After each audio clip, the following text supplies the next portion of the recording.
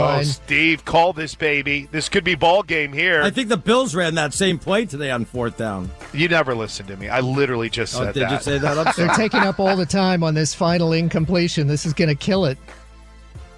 Incomplete in the end zone. Game wow. over. Caleb Williams danced around, avoided the D, barely got this. The clock has hit 0, and overtime is here. The 49ers win it! Mark Randy and Sterling Bennett are here for instant reaction. Stop it. Come on. We'll take you into the locker room and hear from the players and Kyle Shanahan. I thought Brock did a good job. He has a chance to win. And, of course, we want to hear from you, the faithful.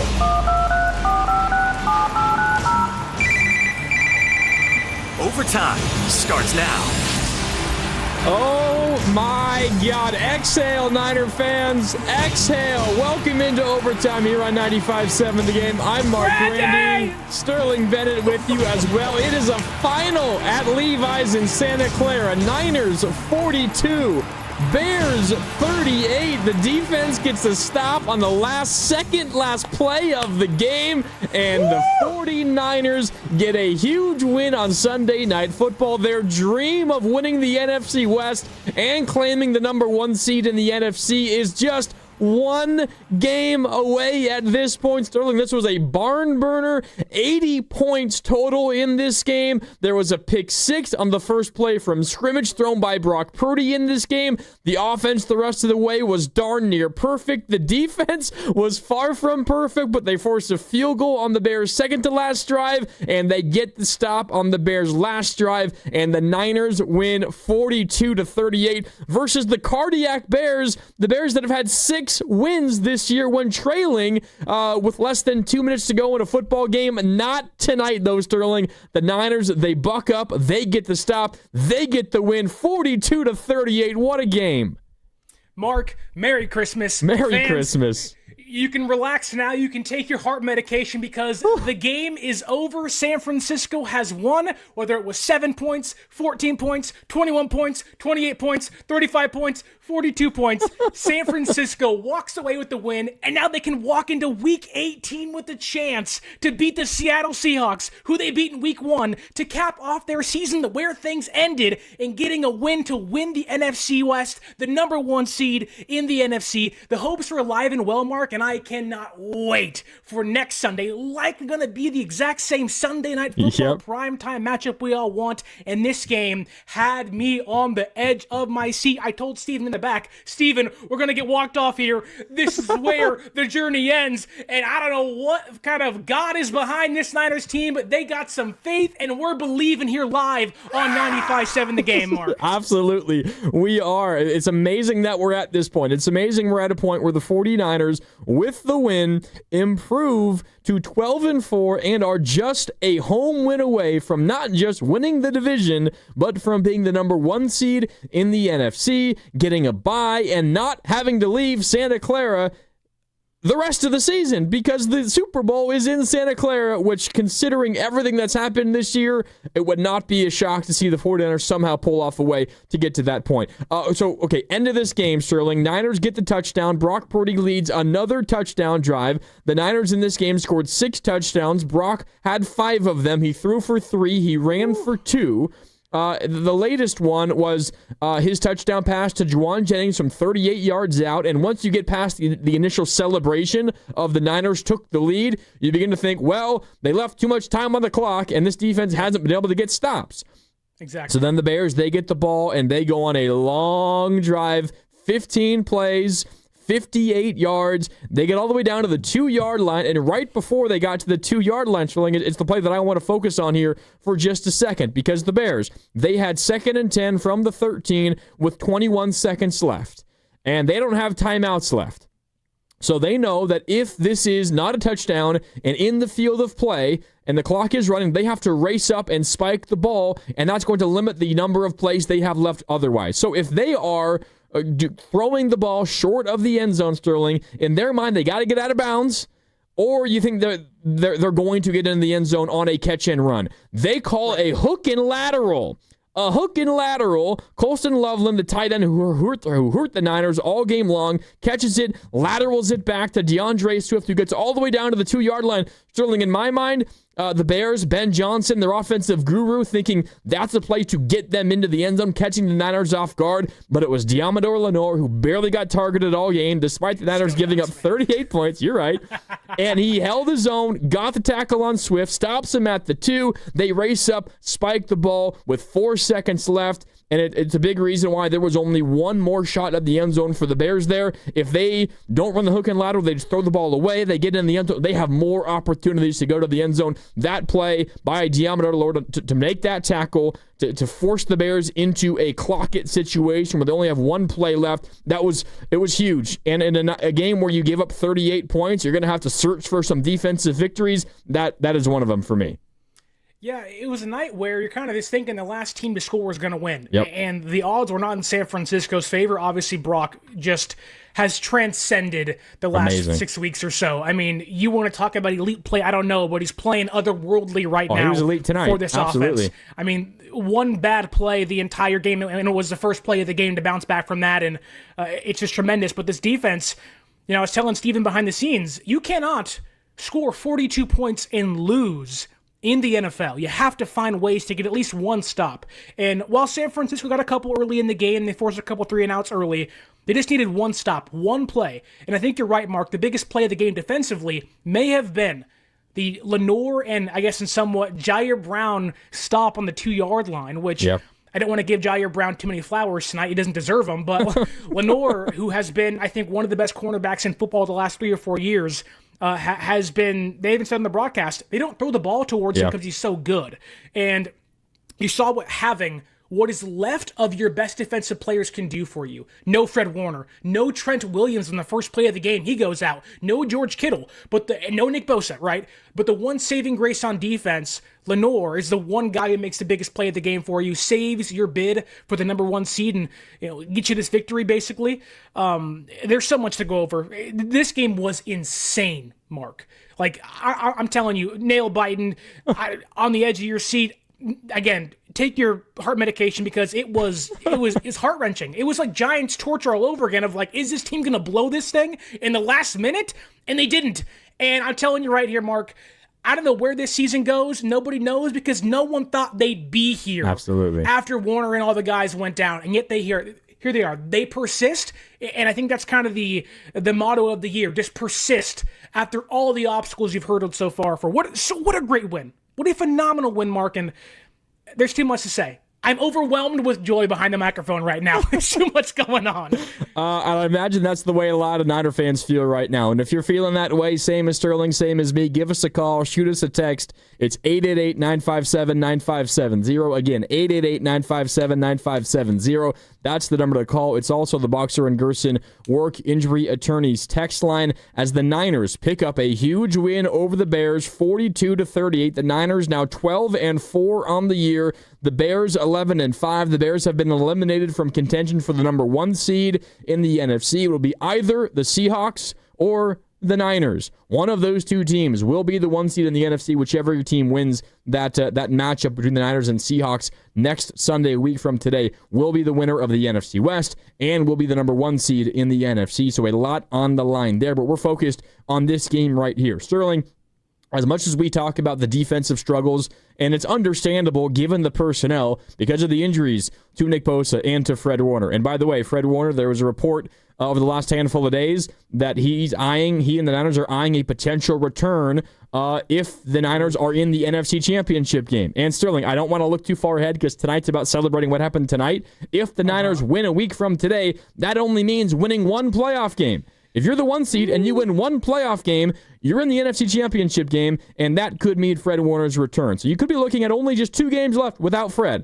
We'll see how that all plays out. That's a long ways down the road, but the Niners took a major step towards that with this win here today. But Sterling, as much as we talk about the defensive issues, and there's plenty of them, the offense tonight... Too many. Yeah, it's too many. We could talk about them until midnight, and we wouldn't get to all of them probably. The offense tonight was darn near perfect. The pick 6 on the first play of the game. The rest of the game, the Niners drives went like this, Sterling. Take away the pick 6. Touchdown, punt, their first punt this month, by the way. Then touchdown, touchdown, touchdown, end of the first half, and then touchdown, punt, touchdown. That was the rest of the game for the Niners offense. And you did all of that without Trent Williams, who got hurt chasing down the bear who intercepted the pass off Brock Purdy, pulled up lame with the ham. He did not play the rest of the game. You're without George Kittle for this entire game as well. You could argue those are four most valuable players, two of your three most non-quarterback players on offense, and you put up 42 points without Kittle, without Trent Williams. This offense, Sterling, in the last month is the best offense in the NFL, and it's not close. And I know the Bears aren't an amazing defense. Their bend don't break like to the extreme because all they do is force turnovers. They give up plenty of yards, but they force so many turnovers. What this offense did today, Sterling, absolutely amazing. Without Trent, without Kittle, 42 points? That's amazing. Yeah. I think if you told me George Kittle wasn't going to play, I'd probably tell you they're not going to win the game. Yeah. Like the way Purdy and him have been so connected ever since really 2022, but the last couple of games, they've just been on a whole other level with their chemistry. And you remove that from an offense, like it's like losing a cog in the machine. Things can go haywire, things can go crazy, and maybe it's a credit to Kyle Shanahan and obviously Brock Purdy. They just keep putting in new pieces and things keep rolling. Jake Tunges was a near roster cut and somehow found his way on this team. He's great tonight. Beating out Braden Willis in the preseason and has become a major factor in San Francisco, winning 12 games this year. Now, I know he's not the tight end one, but he helped you win against Seattle week 1. He was a big reason why you were winning games when Kittle was out early in the season. And tonight, primetime football, you're playing the Bears, who, again, have good coverage linebackers, have good guys in their secondary. He looked amazing.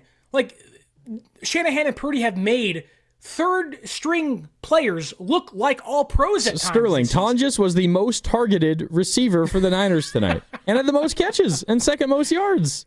It's like, and you watch Brock Purdy play, and he's, I'm sure, what a lot of people want to get into, because Brock Purdy today, I saw him basically and like literally run circles around Bears defenders and score touchdowns. A touchdown pass to Juszczyk was absolutely otherworldly. Like, I don't want to get too explicit on the radio, so I'm not going to do it, but something was going on. I was like, what's happening? Like, that was amazing. Like, what is, like, man, it was like, we gotta watch what we say here on the radio, but like, wow, Brock Purdy. Keep it under control, Sterling. I can't even believe you said that. It's the PG kids show for young adults, right? But no, like, it's stuff like that just makes you want to believe more and say Brock Purdy may not have the height, may not have the arm strength, but he is one of the best playmakers in the entire NFL. In a day and age where Lamar Jackson might not go to the playoffs, Jordan Love's now injured, you may have to go play Matthew Stafford or Sam Darnold again in a couple weeks or so after hopefully beating them next Sunday. I believe in this offense probably the most of any unit in the entire league right now, including the Rams. And they have Puka Nacua. And they have Devontae Adams when he comes back healthy. Yep. This team is rolling. He scored 40 points. In 3 of the 4 games, Brock Purdy's been back. Yep. Like, this team is almost outperforming despite not having the same personnel, great personnel they had in 2023 in the last 6 games or so.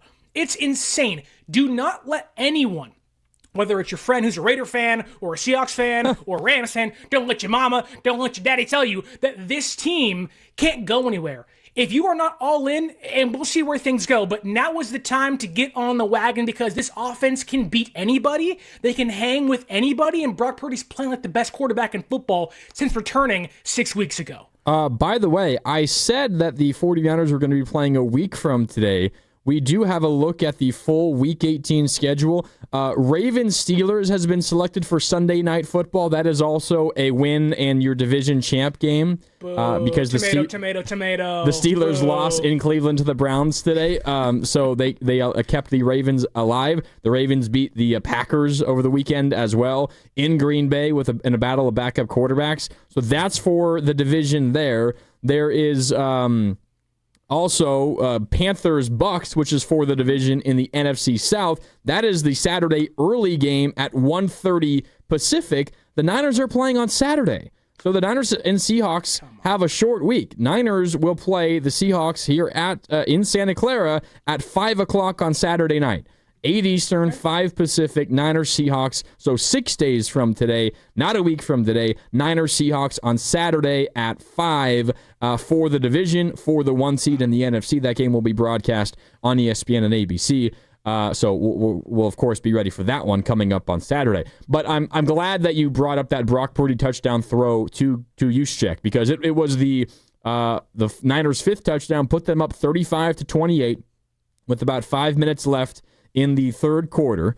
It was a play, Sterling, where they rolled Purdy out they ran so many play action boot plays today. And he starts by running out to his right and then curls back around to the left, looks to throw, often have to throw back across his body to the other side of the field, looked to throw left, saw nowhere to go. There were two defenders bearing down on him. He kind of steps back to make them miss by an extra second, then steps up and jukes past both of them, then begins to dart for the line of scrimmage on the goal line like he's going to run for the touchdown, which he'd already done twice, by the way. So the defense then begins to bite and pressure him there, and he just calmly dumps it off to Juszczyk near the left pylon for an easy touchdown, and then he goes sprinting back to the Niners sideline, dancing the whole way, and Brock, do your dance. You deserve it the way that you're playing. But I watched that play live, Sterling, and the second it ends, I'm thinking to myself, that looked like Patrick Mahomes. That looked like Josh Allen. And you mentioned Lamar Jackson. I don't even see Lamar do things like that. Like, Lamar will take off and run it and get in, and he's an amazing athlete. Haven't seen it this year. I don't think he's been healthy. 10-yard split. I don't think he's been healthy for the majority of this season at all. You ask yourself, how many guys and who are the guys that can make the play that Brock Purdy made on that touchdown to Kyle Juszczyk? I think it's legitimately Mahomes and Allen and Brock Purdy. That is, and that's a one plays thing here. We're also talking about a full game where Brock was 24 for 33, 303 yards, 3 touchdowns passing, 2 touchdowns on the ground, 1 interception. Yes, it was a bad one. Don't know what he saw on that first play from scrimmage. Juwan was never open. It goes for a pick six, rough beginning, but he was absolutely as good as you could possibly be the rest of the game. And that play alone, Sterling, is why Brock Purdy is making the big bucks, because he does things with his legs that there are only 2, 3, 4 other dudes on the planet that can do that. And Brock Purdy showed that on that play and in this whole game, and really for the last month. Well, and you watch Purdy play, and I'm not going to lie, I walked into this game thinking, oh, you're playing the Bears. They get plenty of turnovers. You know, Brock's riding high. Does he come into the game overconfident? Maybe misses a couple throws high, which has happened the last couple of games. He had a couple turnovers against Tennessee.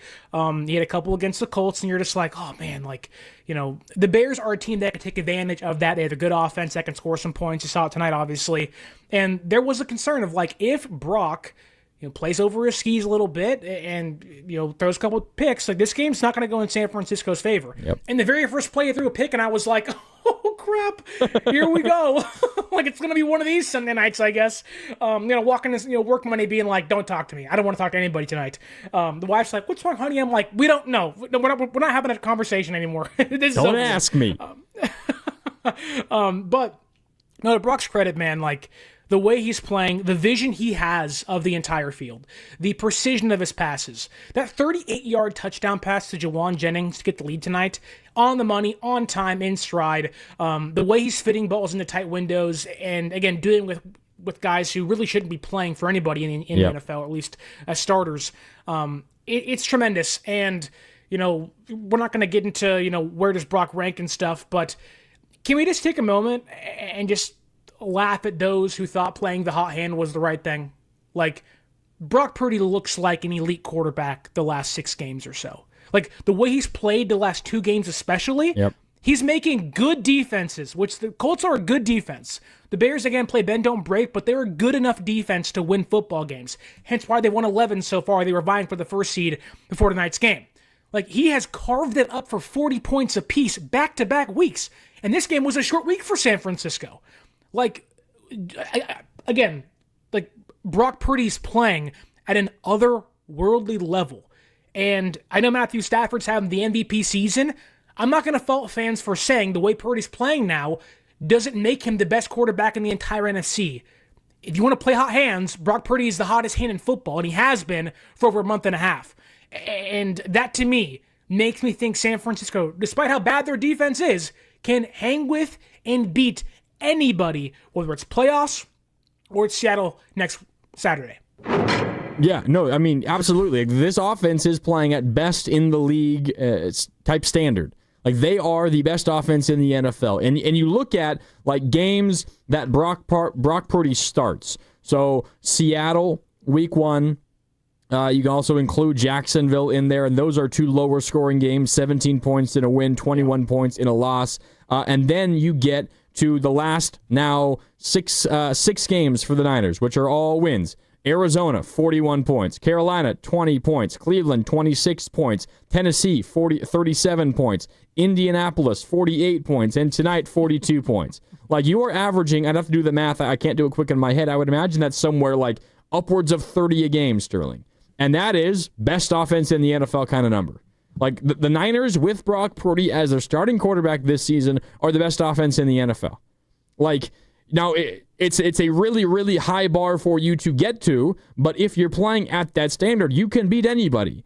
The general theory is, offense wins games, defense wins championships. But in the course of a single game, if you put up 40, you are rarely going to lose that football game. And in the playoffs, of course, it's going to be a whole lot harder. You're going to play really good teams, and a lot of those really good teams have really good defenses. Like, if you play the Seahawks or you play the Rams, you're probably not putting up 40 on those teams. Although the Niners have put up some points on those teams recently. They put up 26 in a win over the Rams earlier in the season. That's not a crazy amount, but they have shown an ability to move the ball on those teams. What I will say, Sterling, and it's not a moment for us to be negative at all. What I will just say is, given what the defense is, it is a requirement for the offense to score 30-plus points. Like, you have to do that. The offense has to be amazing. They have to be nearly perfect. It's hard to find a major miscue by the offense. Of course, you're going to point to the pick 6 early in the game. We can be honest with ourselves, and if the Bears got the ball, they were probably going to score a touchdown anyway. So I don't know how big of an impact it did, other than just maybe get a score really quick off the board for Chicago. But if the offense is playing this good, Sterling, and you still barely hold on for a win, what it tells me is this is a really, really, really small margin for error for the Niner offense right now. They've been up to the test so far, but if you don't get some minor improvement from the defense on big third downs, which the Bears converted over and over and over in the second half, it's going to be a really, really tough ask for this offense to continue to carry the day week in and week out. Yeah, it's not going to be easy. And I think a lot of fans out there, including myself, sit back and say, if San Francisco's going to lose a game, it's because the offense doesn't put up 35 points. Now, they've been doing that in the last 6 games or so, and it's almost impossible, or at least it seemed impossible, to ask an offense that right now doesn't have George Kittle and may not have Trent Williams next Saturday against the Seahawks to do that. Yeah. I know Christian McCaffrey's back, was acting up again tonight. Hopefully he's okay. You can't ask an offense to put up 35.5 points a game consistently. And, maybe it begs the question, is San Francisco peaking too soon? I don't know, but you want to play your best football in December and January, so it's working out right now. But you're right, Mark. This defense has so many holes. Jair Brown, Mustafa, just missed tackles all over the place, blown coverages. Even that last hook and lateral, I think, or if it wasn't that play, it was a big third down conversion on that last drive by the Bears. D. Winters runs out of his zone when he has safety and linebacker up over the top. And you're like, you can't do that. You can't leave your zone. And it's a young defense. They're going to make mistakes, but you've seen at times they can have a really good game and they can force turnovers and takeaways. So it's really just kind of hoping week by week your defense can just kind of somehow put together a handful of drives to force some turnovers or 3 and outs, and just pray your offense can figure things out and put up 35 points, because, again, it is, like you said, a thin, razor-thin margin for error for Brock Purdy right now and the rest of San Francisco's offense. Yeah, it is. Let's go out to the phone lines here. It's overtime on 95.7 The Game. Mark Randy, Sterling Bennett with you. We're celebrating a Niner win versus the Bears in Santa Clara on Sunday Night Football. Niners 42, Bears 38. Niners are 12-4. Bears are 11-5. Bears are eliminated from the 1 seed in the NFC. That will either be the Niners or the Seahawks. Winner of that game, which is on Saturday late afternoon in Santa Clara, Niners and Seahawks, winner of that game not only is your NFC West champion, but also your 1 seed in the NFC. Out to the phones we go, 888-957-9570. Nick in the city is up first. What's up, Nick? You're on overtime. What do you got? Hey, guys, what's happening? Hey, I just hope everyone out there realizes tonight's game's a classic. When we're scrolling through social media in a few years, it's going to be like that Sunday Night Football game. So that was fun. Hey, I just wanted you guys to check my sanity here. I think the Rams are really our biggest blocker at this point. Like, Eagles, first-team All-Pro head case, bad vibes. Seahawks, like, Darnold goes missing for a while. We know him well. I just trust Shanahan and Purdy over McDonald and what that defense is doing. I think it's us versus Rams in Santa Clara in the NFC Ship, and I think that's really going to be the winner of that game wins the Super Bowl. Maybe I'm crazy. Maybe I'm riding off good vibes. Check me. Feel free, fellas. All right, have a good night. Appreciate the call, Nick. Yes, how would you answer that, Sterling? Who do you think is like the Niners' biggest threat in the NFC at this point? Or who do you think would give them the toughest test? Oh, I think it's Seattle. Not the Rams. I know it's tough to go against McVay and Stafford, right? Those two guys together are just a hot knife, going through butter. But I think Seattle's defense and McDonald would give San Francisco some problems. Obviously, they're playing next Saturday, so we'll see what that looks like a lot sooner than we would against the Rams. But, where the Seahawks offense may falter, where the Rams wouldn't, their defense, I think, could create some problems. And you have seen them create problems as recent as last year and even week 1 for San Francisco. I know they won that game, but I think San Francisco's offense can put up 35 points against the Rams defense. And that game would be like tonight was of the last team to score wins. Whereas the Seahawks game, I think, would be a kind of a slobber knocker, if you will, of like, hey, we're throwing punches and haymakers and, it's just a turnover fest if the quarterbacks don't have a good game. So I think it's Seattle that causes the biggest problem for San Francisco. By the way, really quick, this question had me thinking about what is the opening line if you are a partaker in the spreads that Vegas puts out there. Niners are 1.5 favorites versus the Seahawks on Saturday night. Now, they are playing at home, and oftentimes the home team gets 2.5, 3 points or so. But this is essentially a pick'em against these two teams, and part of the reason is the Niners are at home. But these teams relatively even, at least in the eyes of Vegas, for this Week 18 game between the Niners and the Seahawks. You're listening here on to 95.7 The Game, KGMZ FM and HD1 San Francisco, an Odyssey sports station, and the home of the Golden State Warriors and Valkyries, always live on the free Odyssey app, coming to you live from the Laughing Monk Studios. Sterling, how about this? I did the math here really quick. In 8 Brock Purdy starts this season, the Niners are averaging 31.5 points per game, and in his last 6 starts, the Niners' last 6 games, they're averaging 35.7 points per game. 35.7 points per game in the Niners' last 6 starts. Right? That's since Brock Purdy's return. Wins in Arizona, home versus Carolina, in Cleveland, versus Tennessee at home, in Indianapolis, and versus Chicago. That's 3 wins in primetime, Carolina, Indy, and Chicago. It's going to take one more in primetime tomorrow or next week on Saturday versus the Seahawks in order to win the division and the number 1 seed. But this is an offense, Sterling, again, that is playing at best in the league type standards. 35.7 points per game in their last 6 games. And you said it earlier.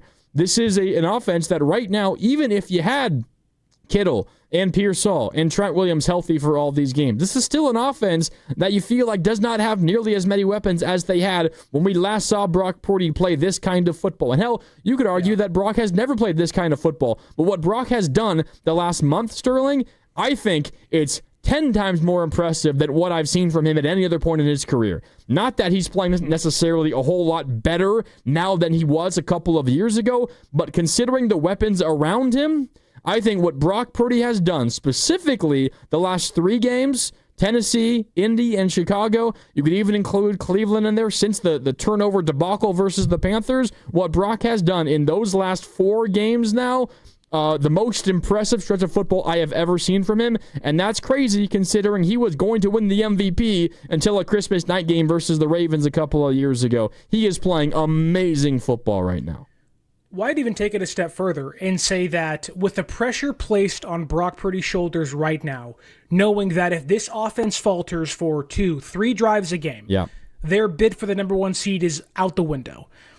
And to not have your Hall of Fame tight end, to, in this game, lose your future Hall of Fame left tackle, to have that much pressure put on your shoulders, knowing, like we said all show already, this offense has to score 30 points a game to win in the NFL against teams like the Bears and maybe against teams like Seattle and the Rams and whatnot. And they've done that the last 6 games. To have that pressure put on your shoulders, coming off a toe injury, which we know Brock Purdy is not 100% just yet, so he's playing through injury still.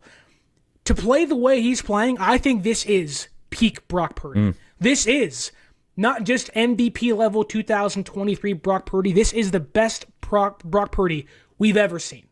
And I don't think that's crazy to say. Now, obviously, you can get into the numbers and the analytics and the PFF scores and whatnot, but he drops back, I'm expecting 35 points a game now. He drops back, I'm expecting big plays consistently. And I wasn't doing that in 2022. And even in 2023, coming off the arm injury, I was still reluctant at times of ooh, can Brock get it done? And if you told me, go ahead. Yeah, go ahead. You weren't doing that earlier this year either. Definitely not earlier this year. Exactly. Yeah. Exactly. If you gave me a roulette wheel and said, pick a quarterback, 2 minutes left in the Super Bowl, who do you want to win? The way Brock's playing, he's got to be top 3 right now.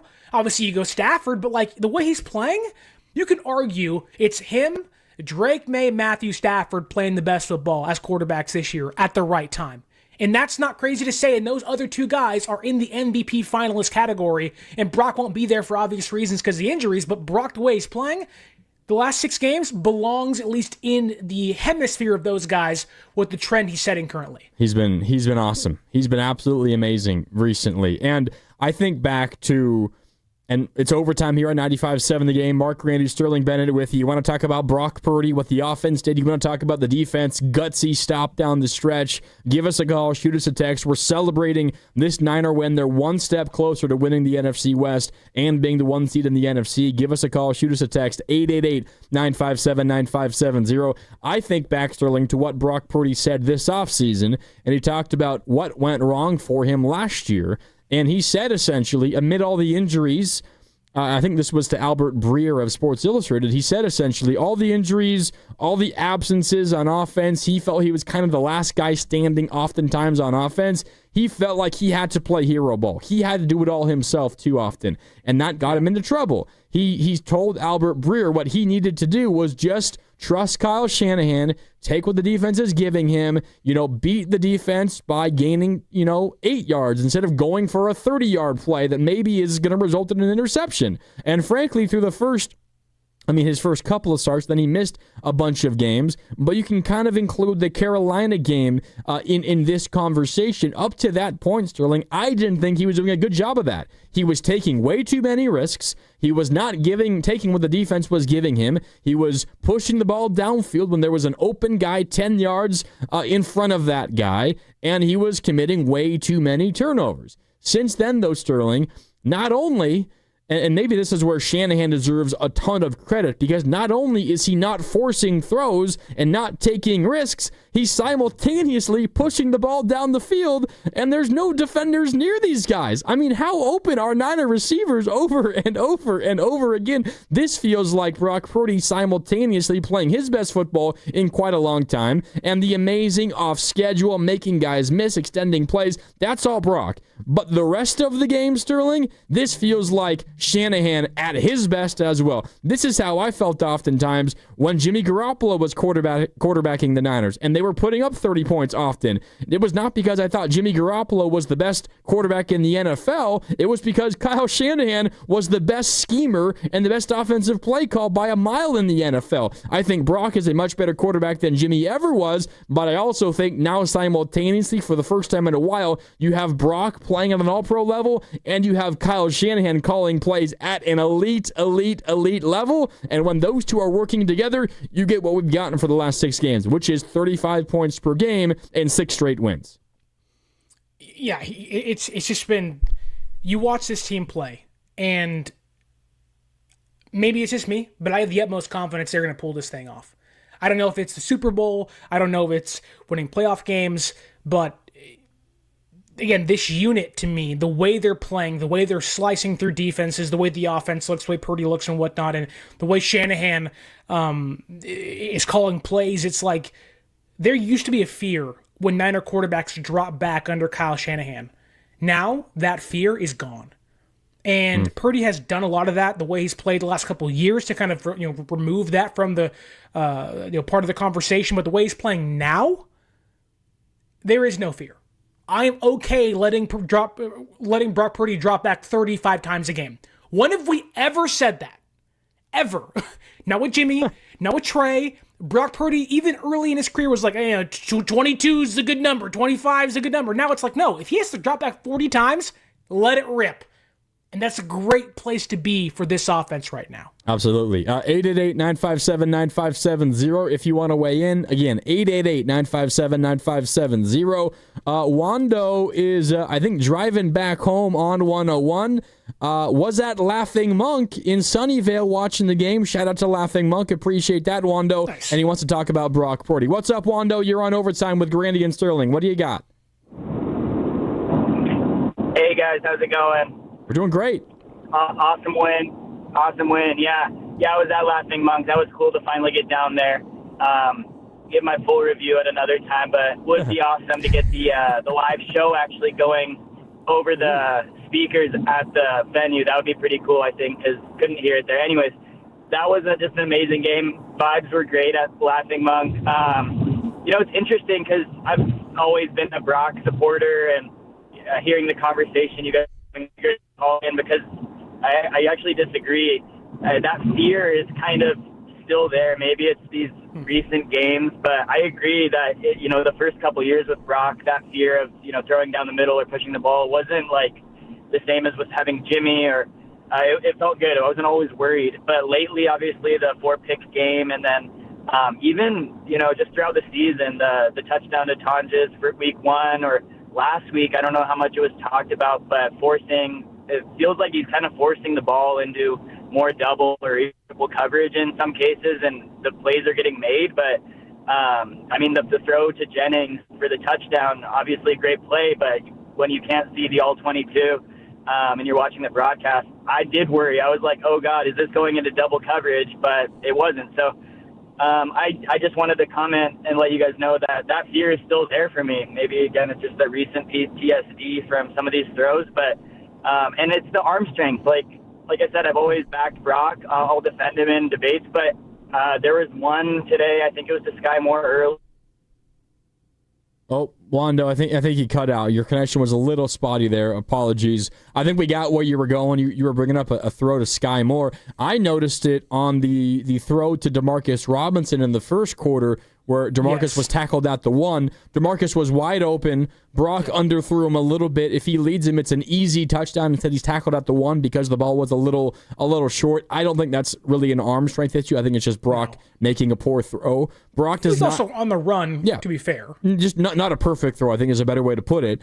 He leads him. It's an easy touchdown. He didn't. It's down at the 1. They then later scored. So it's not the end of the world, but I think you are right to bring up that was not one of Brock's best throws of the day, Wando. But again, that's less of an arm strength issue and more of just a guy making a bad throw. Now, the flip side is Caleb Williams has one of the best arms in the league, and Brock does not have that kind of arm talent, but he has plenty of strength in his arm to make all of the throws on the football field. What I think maybe the disconnect between you, Sterling, and what Wando feels about Brock, and whether the fear is there whenever Brock unleashes one down the field, for me, I'm just at peace with it, because I know that that's what has to happen for this Diner team to win football games. like completion or interception, I know that's what has to happen, because what this defense is, Sterling, it tells you have to move the ball and push the ball down the field, and the way the offense has been running the ball before the last 2 weeks, which essentially means really been unable to run the football all that well, it means you are going to have to throw the ball over and over and over and over again, and you're going to have to take risks. You're going to have to push the ball down the field. So for me, is there a little bit of maybe nervousness if this one's going to get completed, or is this one going to get knocked away, or will it be intercepted? Perhaps, but I'm completely at peace with this, Sterling, because I know that's the only way that this team can beat really good football teams is by trusting Brock, letting him air it out, and hope for the best. And of late, it's worked out great because Brock's been playing great. Now, if he has a bad game, like say the Carolina game, you're not going to get away with that against good teams versus the Seahawks or whoever you play in the playoffs, unless maybe it is Carolina, which is certainly possible as well. So I don't know how it's going to play out. My feeling on the Brock conversation, Sterling, is for better or worse, and of late it's been for better, it's just what has to happen for you to win football games with this team right now. Well, right, and is it the fear that Brock can't get it done? Is it the fear that he doesn't have the arm strength, or is it the fear that if he doesn't make the play, the season's over.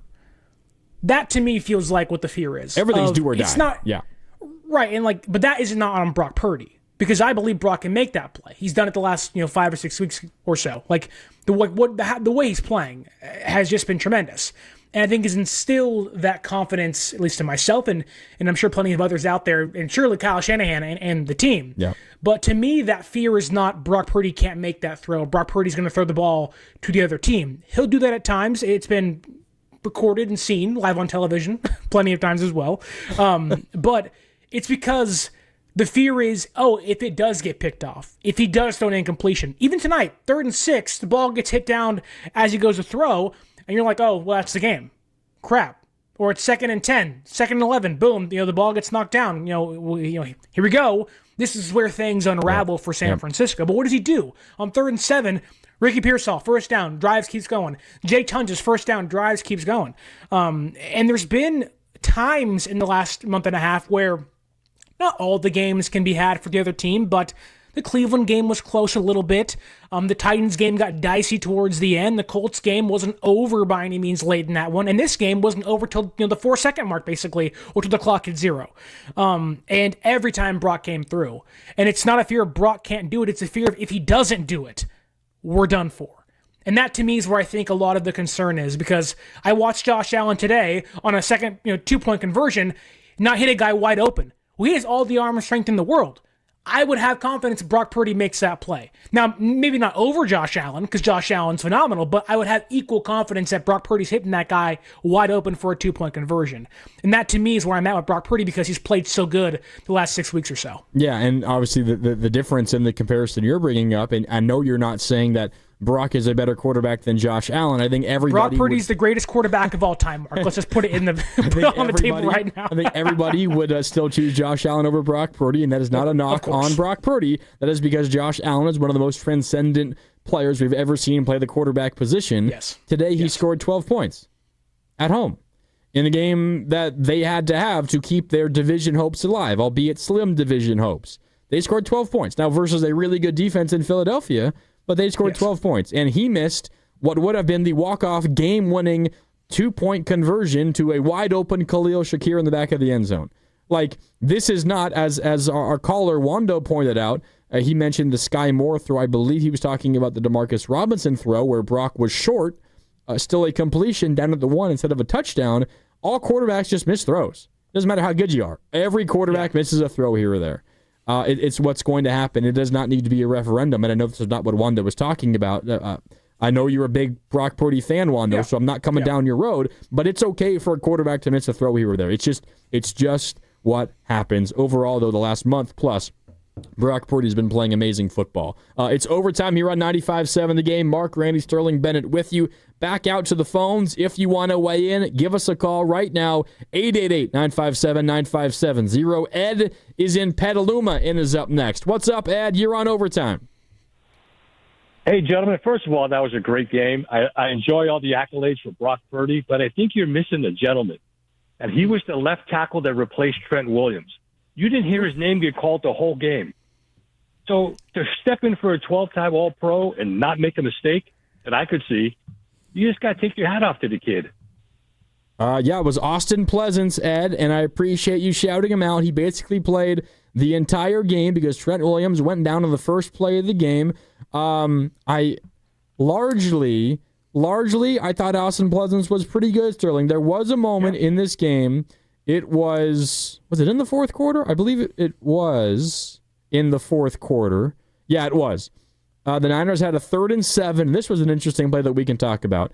Niners tie football game, 35-35 in the fourth quarter. Niners have a 3rd and 7 from the Chicago 43. So too long for a field goal attempt because this would have been, like a 61-yard attempt. And while Pinheiro almost made a 64-yarder last week, you're not going to trot him out there in an outdoor environment for a 61-yarder. Not in this game. Not in this game.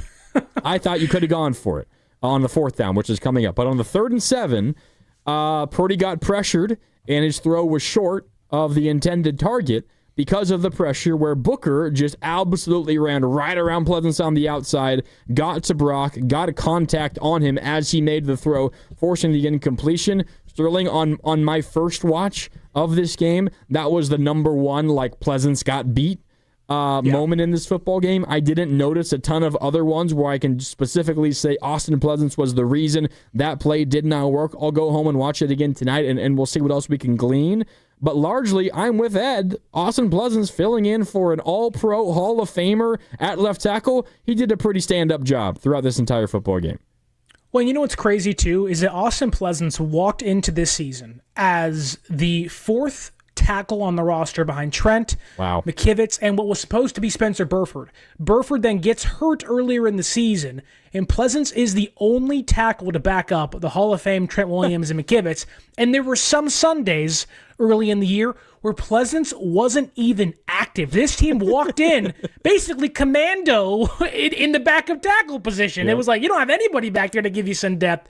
And thankfully, tonight, Austin Pleasance looked like, and I'm not going to say a starter, but to walk into a game not expecting to play, to have a future Hall of Famer leave the game on the first play, to have whoever it was, Chris Forrester, Kyle Shanahan, somebody say, hey kid, you're in. And you're like, me?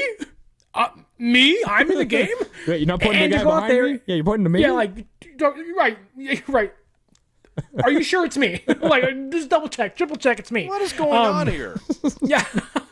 and to see him walk out there and maybe have 2 or 3 plays where you're just like, yeah, you want to have those back, but the run game worked behind him a lot. The passing game, Brock was upright for most of it, and this offensive line has played so much better the last month and a half or so. Yes. Whether it's Brock or just getting guys healthy. Just running the ball too. Running the ball too. They've been much better. Yes. They've went back-to-back 100-yard games for Christian McCaffrey on the ground. Yeah. You weren't saying that to begin the year. You were like, hey, 45 yards, it's a win. But like I was shocked they didn't put Colby back out there and put Burford at left tackle, because that was the depth chart to begin the season. And to go with Pleasant and say, look, we can't afford to lose that, that body, in the middle of the offensive line. Yeah, Burford has been so good. Burford has been so good at left guard. That's probably been part of the reason. Shocking when you play guys at the position they played in college. In the NFL, they get better. It's shocking, Mark. Who would have thought of doing that? Not the 49ers the first 4 weeks the first 4 years of that guy's career, but patience pays off. Absolutely. Austin Pleasance at left tackle was great. Niners don't win this game if he does not come in and play the way that he did. That situation, though, brings up this question.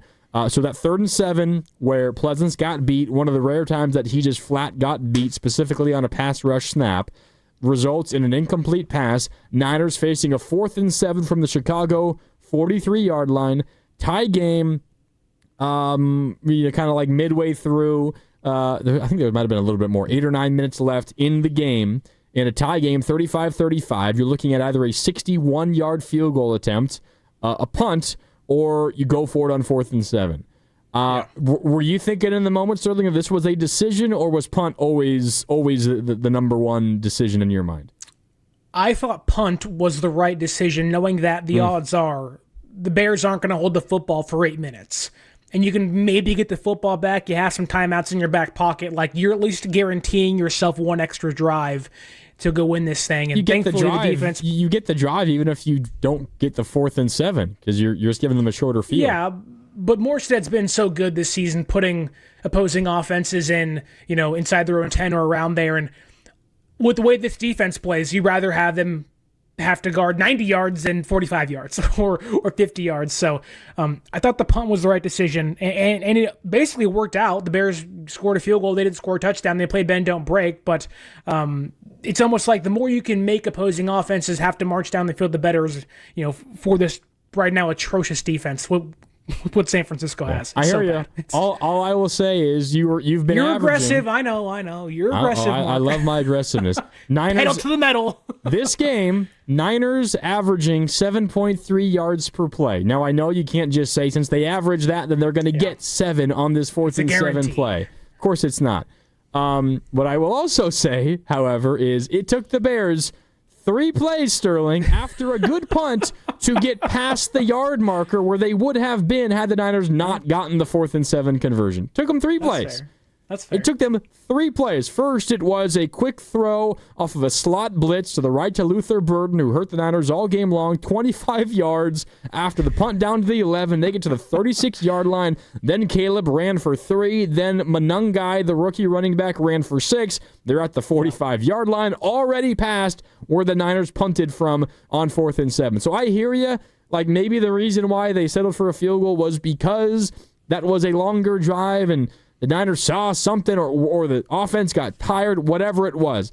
It doesn't really matter all that much. My only point is I would have thought to go for it on 4th and 7 because I, Sterling, have no faith my defense was going to get a stop. And maybe I got proven wrong because I would call forcing a field goal a stop. That's what helped them win this football game. So I very well might have been wrong, but I'm thinking Chicago scoring no matter where they're getting the ball is my point. I mean, the only defense I would have to that is if the Niners don't punt the football, the Bears may have 30 extra seconds to play with towards the end of the game. We're not sitting here celebrating the win, so who knows? Maybe. That's true. 888-957-9570 if you want to weigh in. I mean, I'm just in disbelief, Sterling, that we're at a point where the Niners are 12-4, 16 games into the season, 1 week left. You have a home date versus the Seattle Seahawks. You win that game, you are not only champions of the NFC West, but you are also the number 1 seed in the NFC. Flashback to the end of the 2019 regular season where the same exact thing was on the line. That game, though, was in Seattle. This game will be in Santa Clara. And what the Niners have done this year, Sterling, with all of the injuries, for context, beginning of the season, I predicted the Niners to go 11-6. I had 11-6 as their mark this year.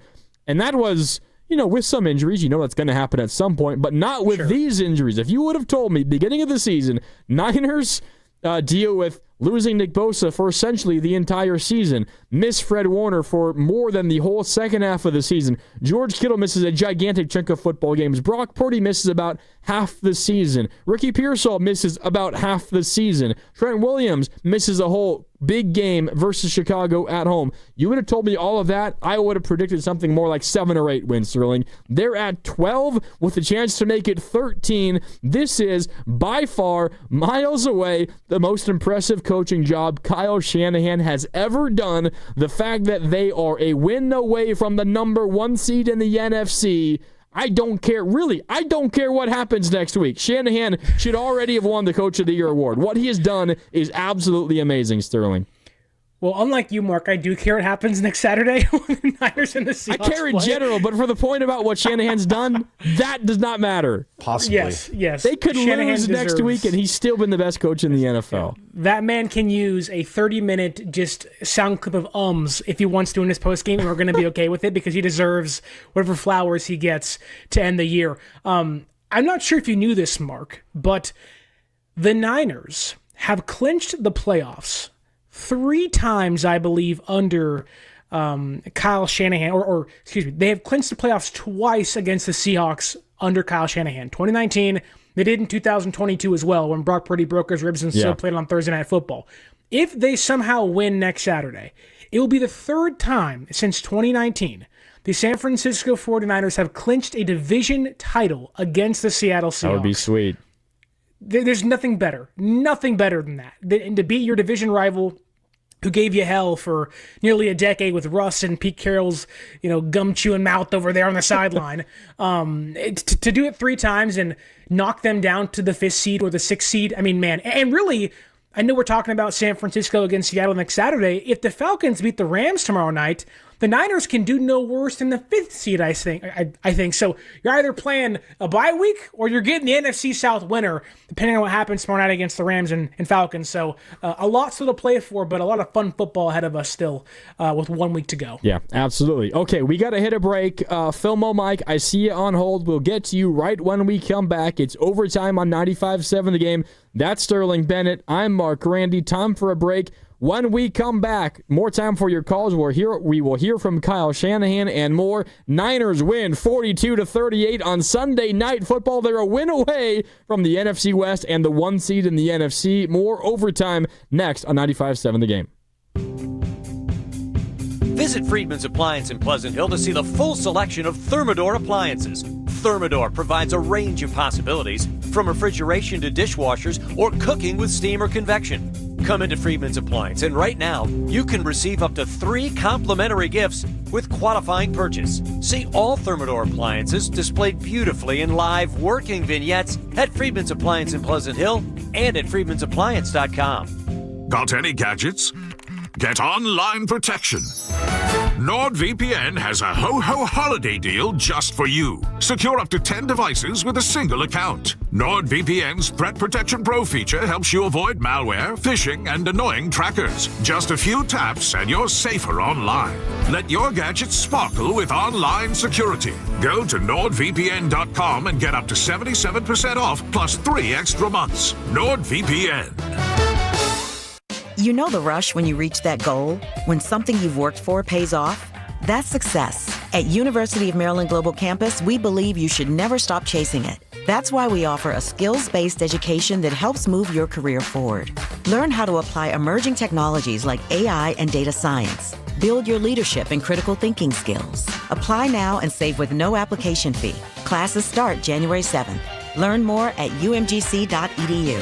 Certified to operate in Virginia by Chev. After doing it all, Lazy Boy Furniture takes you from zero to surrounding you with the comfort you deserve. Come try it for yourself at any Lazy Boy Bay Area store during the holiday sale and save 30% on everything. But only for a limited time at your local Bay Area Lazy Boy store. We all hear the radio ads about the IRS. They tell you to be afraid, to be scared, and they try to frighten you into calling. I'm not here to do that. Tax Relief Advocates is different. TRA is here to tell you that if you owe money to the IRS, whether it's $5,000, $50,000, or $500,000, we have a solution. It doesn't matter if you're sitting in your car, at work, or with your kids. No matter where you are, call now. 800-575-9834. Don't lose hope. TRA can eliminate or reduce what you owe to the IRS. Generous programs are now available that can give you a fresh start. Our passion is taxes and helping individuals fix their IRS problems. We have over 1,000 5-star reviews on Google and an A+ with the Better Business Bureau. You don't need to be afraid of the IRS any longer. End your tax nightmare today by visiting us online at TRA.com or call 800-575-9834. That's 800-575-9834.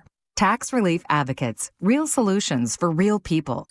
The magic isn't over yet. Target's clearance event is happening now with savings of up to 50%.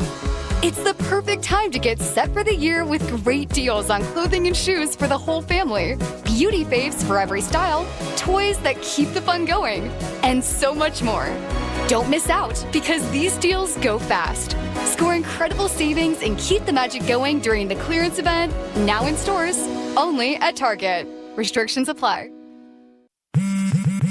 Straight Talk presents The Math of More. Here's how it works. When you say yes to more with Straight Talk, you're left with more for all the other good stuff. So getting an unlimited plan starting at just $25 a month equals more savings for your family's weekend adventures. And with a network covered by Verizon, you can share more from wherever you go. It's simple math, really. More equals more with Straight Talk. Available at straighttalk.com and Walmart. Taxes and fees apply. The $25 plan requires a compatible unlocked device and a new line of service. Additional terms apply. If you're one of the millions of Americans behind on your taxes, if you're afraid to open your mail because IRS collection letters could be coming, listen carefully. The IRS is cracking down, taking paychecks, freezing bank accounts, revoking passports. That's a fact. But here's what most people don't know. There are official tax relief programs designed to help struggling taxpayers. Programs that could save you thousands if you qualify. No one knows these programs better than the experts at Optima Tax Relief. Optima's award-winning team will fight to protect your paycheck, your passport, and your property. Their tax attorneys and licensed tax professionals will work tirelessly to get you the best deal possible with the IRS. Every day, penalties and interest keep piling up, so don't wait. Call Optima now for a free consultation. Call 800-627-7754. 800-627-7754. 800-627-7754. Optima Tax Relief. Some restrictions apply. For complete details, please visit OptimaTaxRelief.com. It's a classic odor tale. You fried fish for dinner, cleaned up, but the smell is still in the house. And the neighbors are coming over for game night. They're on their way. And then you spray Febreze Air Mist. Febreze Air starts working instantly to fight even your toughest odors, so you go from fish to fresh like that. Now, all you have to worry about is Pam cheating at charades. Breathe happy Febreze. La la la la la. Back in 60. Are you really eating during the commercial break? You bet. These Factor meals keep my head in the game. Oh, yeah? So what do you got there? This year's filet mignon and creamy Parmesan shrimp. With Factor, I get chef-prepared, dietitian-approved meals delivered weekly. Perfect for pros like us. Oh, so you're a pro now, too? Box says Factor, eat like a pro. So, yeah. I think it's time for you to share a bite like a pro. No. Get your own at factormeals.com. Factor, eat like a pro. If you love to travel, Capital One has a rewards credit card that's perfect for you. With the Capital One Venture X card, you earn unlimited double miles on everything you buy. Plus, you get premium benefits at a collection of luxury hotels when you book on Capital One Travel. And with Venture X, you get access to over 1,000 airport lounges worldwide.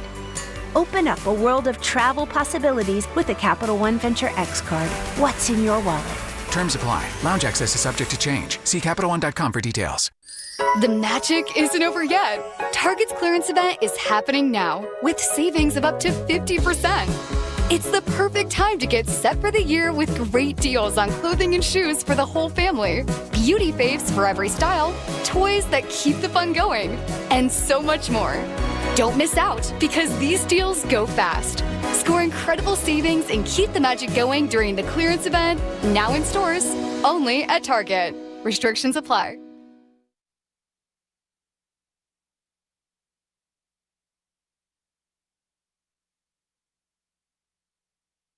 Kyle Shanahan has walked down for a look.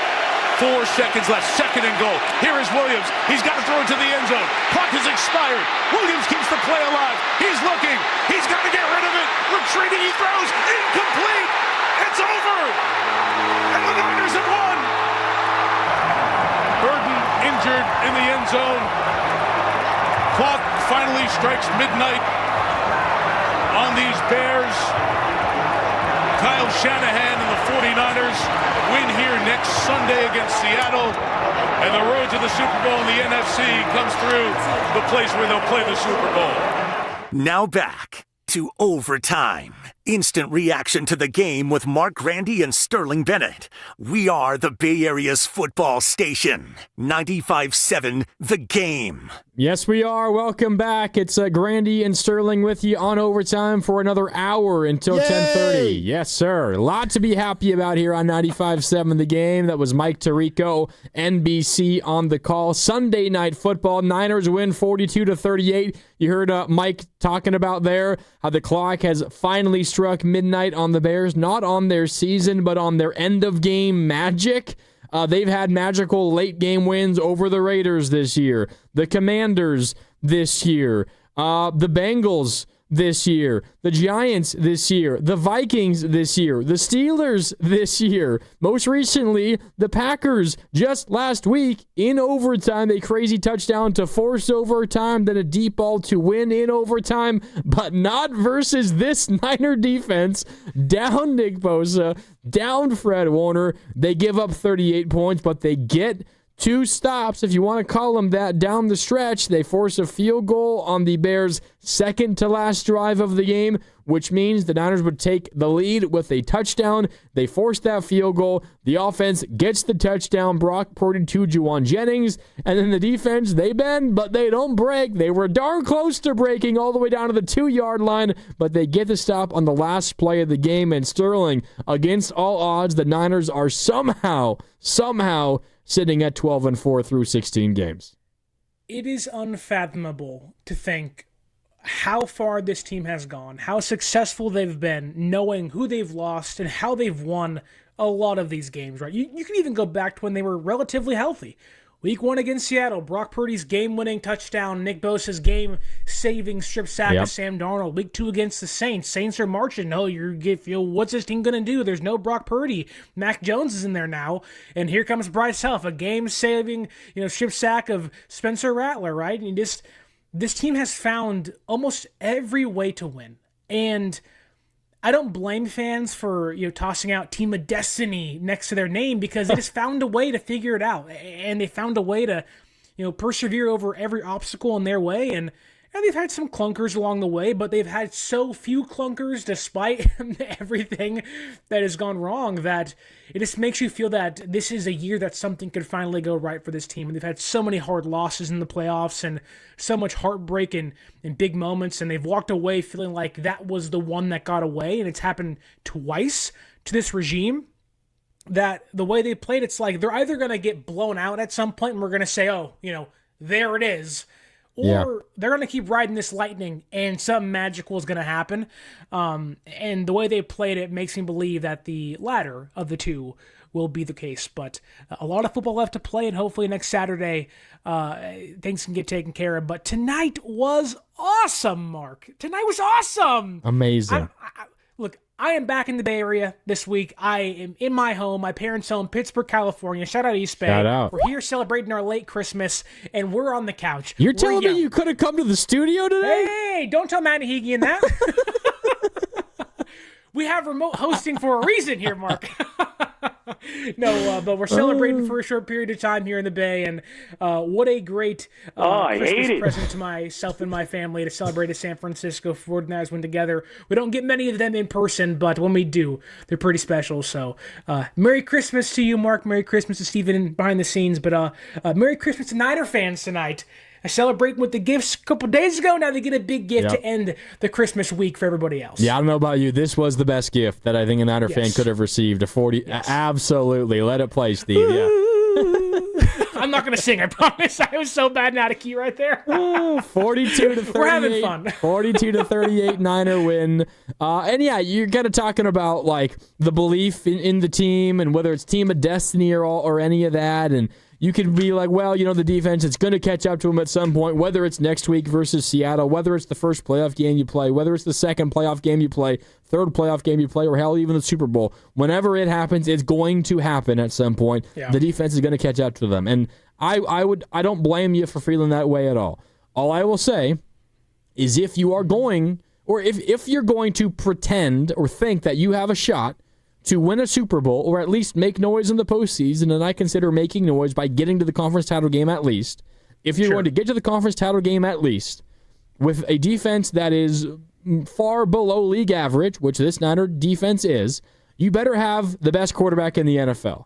And I don't think people would say that Brock Purdy is the best quarterback in the NFL, but Sterling, what we can say is since he's come back from injury, and specifically his last 4 games, the cutoff point is that Carolina game on was that Monday night versus the Panthers where he threw endless interceptions in that game. Since then, he has been playing like the best quarterback in the NFL. Sterling, his last 4 games, he goes in Cleveland against one of the best defenses in the league in wet, windy conditions, 16 for 29, 168 yards, a touchdown, did not throw an interception, and he ran for a touchdown as well. At home versus Tennessee, 23 for 30, 295, 3 touchdowns, ran for 44 yards.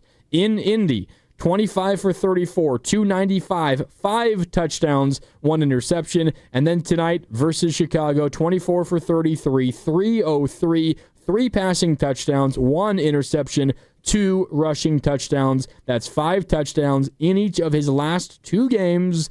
And in this stretch of play, he's only thrown 2 interceptions to a total touchdown count of 2, 5, 15 touchdowns, 2 interceptions in his last 4 games, Sterling. So you might not think Brock Purdy's the best quarterback in the NFL, and frankly, I don't think that. I don't think there's a lot of people out there who do.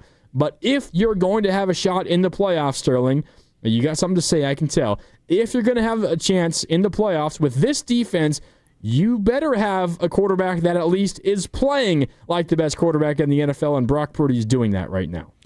Well, I think maybe the best comparison to what the Niners are doing now is to what the Bengals did in 2021 when they had Joe Burrow and a terrible offensive line and a defense that really couldn't stop many teams, but it was Joe Burrow, it was Jamar Chase, it was T. Higgins, I'm not sure if Joe Mixon was still there, but I'm pretty sure he was, and they were just putting up 35 points a game against teams. And they didn't win the Super Bowl. They probably should have against the Rams, but they got there. They had a lead late. Like that game was theirs to lose with about 5 minutes to go, and obviously things have changed since then for a lot of teams, and personnel's different and coaching's different. And, the Niners don't have maybe even how bad the Bengals defense was, similar personnel to what Cincinnati was doing out there in 2021. But it's like, why can't we buy in? Why can't we believe in? I'll tell you what, Mark, do not let this team get Fred Warner back. Do not let them get him back. I don't know how much he plays, whether it's a snap count limitation, I have no idea. But you let Fred Warner walk out onto Levi Stadium with a helmet on and pads with a flag in his hand, and you may hear the sound barrier break at Levi Stadium.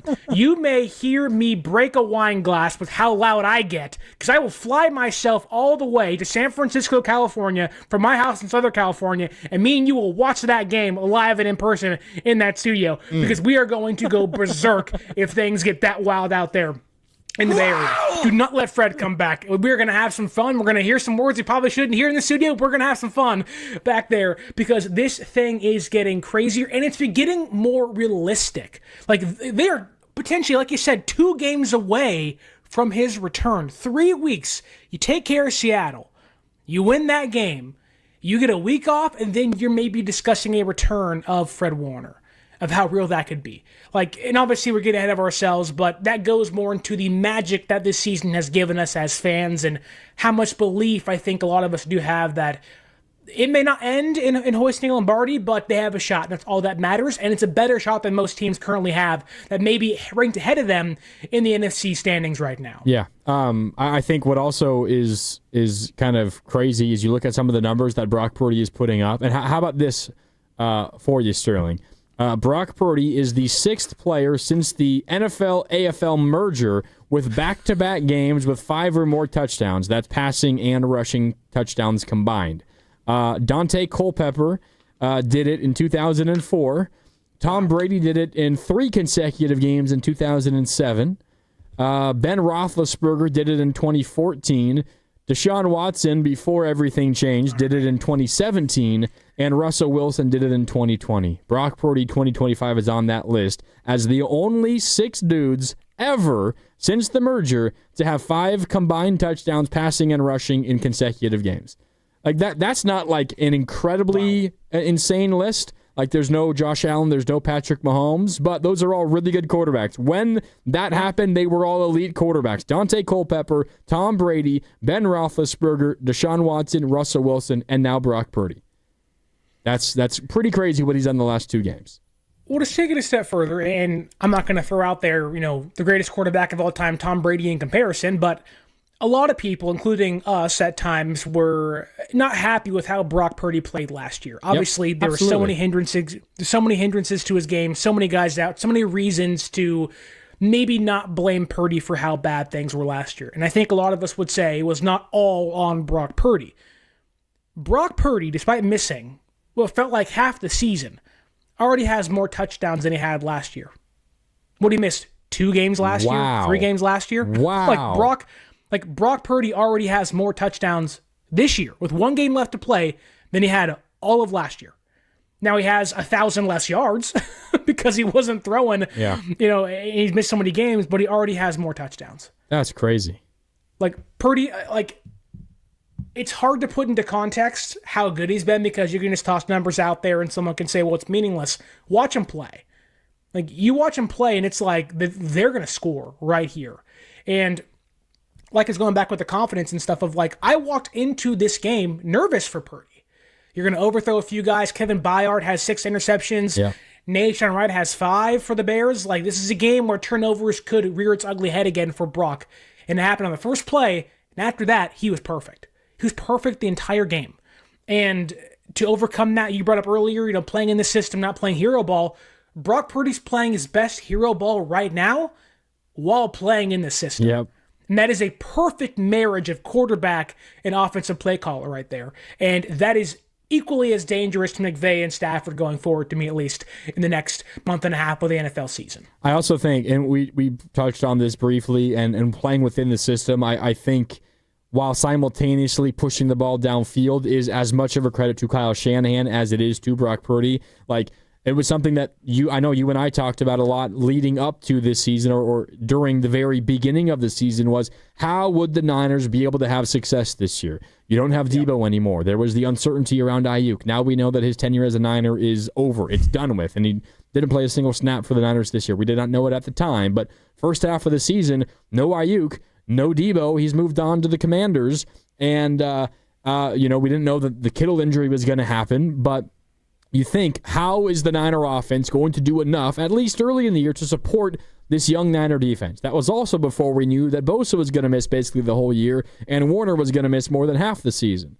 It was going to have to be Brock getting back to 2023 form, and it was going to have to be Kyle Shanahan showing once again why he's the best play caller in the NFL, the best offensive play caller, the best schemer, and the best offensive mind in the league. And not that he hadn't been that. He doesn't just magically lose his abilities over the course of a single season, but I don't think he's been at his best before this most recent year. The last year, he did not have as good of a year as he normally does last year. Much like Brock Purdy didn't, Kyle Shanahan also struggled. You needed both of those to work in unison. And what you just said, it's the perfect marriage between Brock taking chances and playing hero ball, but also living within the system. And the only way that you can do both of those things as a quarterback is if your play caller is scheming things up well. And Shanahan has been scheming things up excellently. And we're spending so much time praising Brock Purdy as he deserves. 303 passing yards and 5 total touchdowns today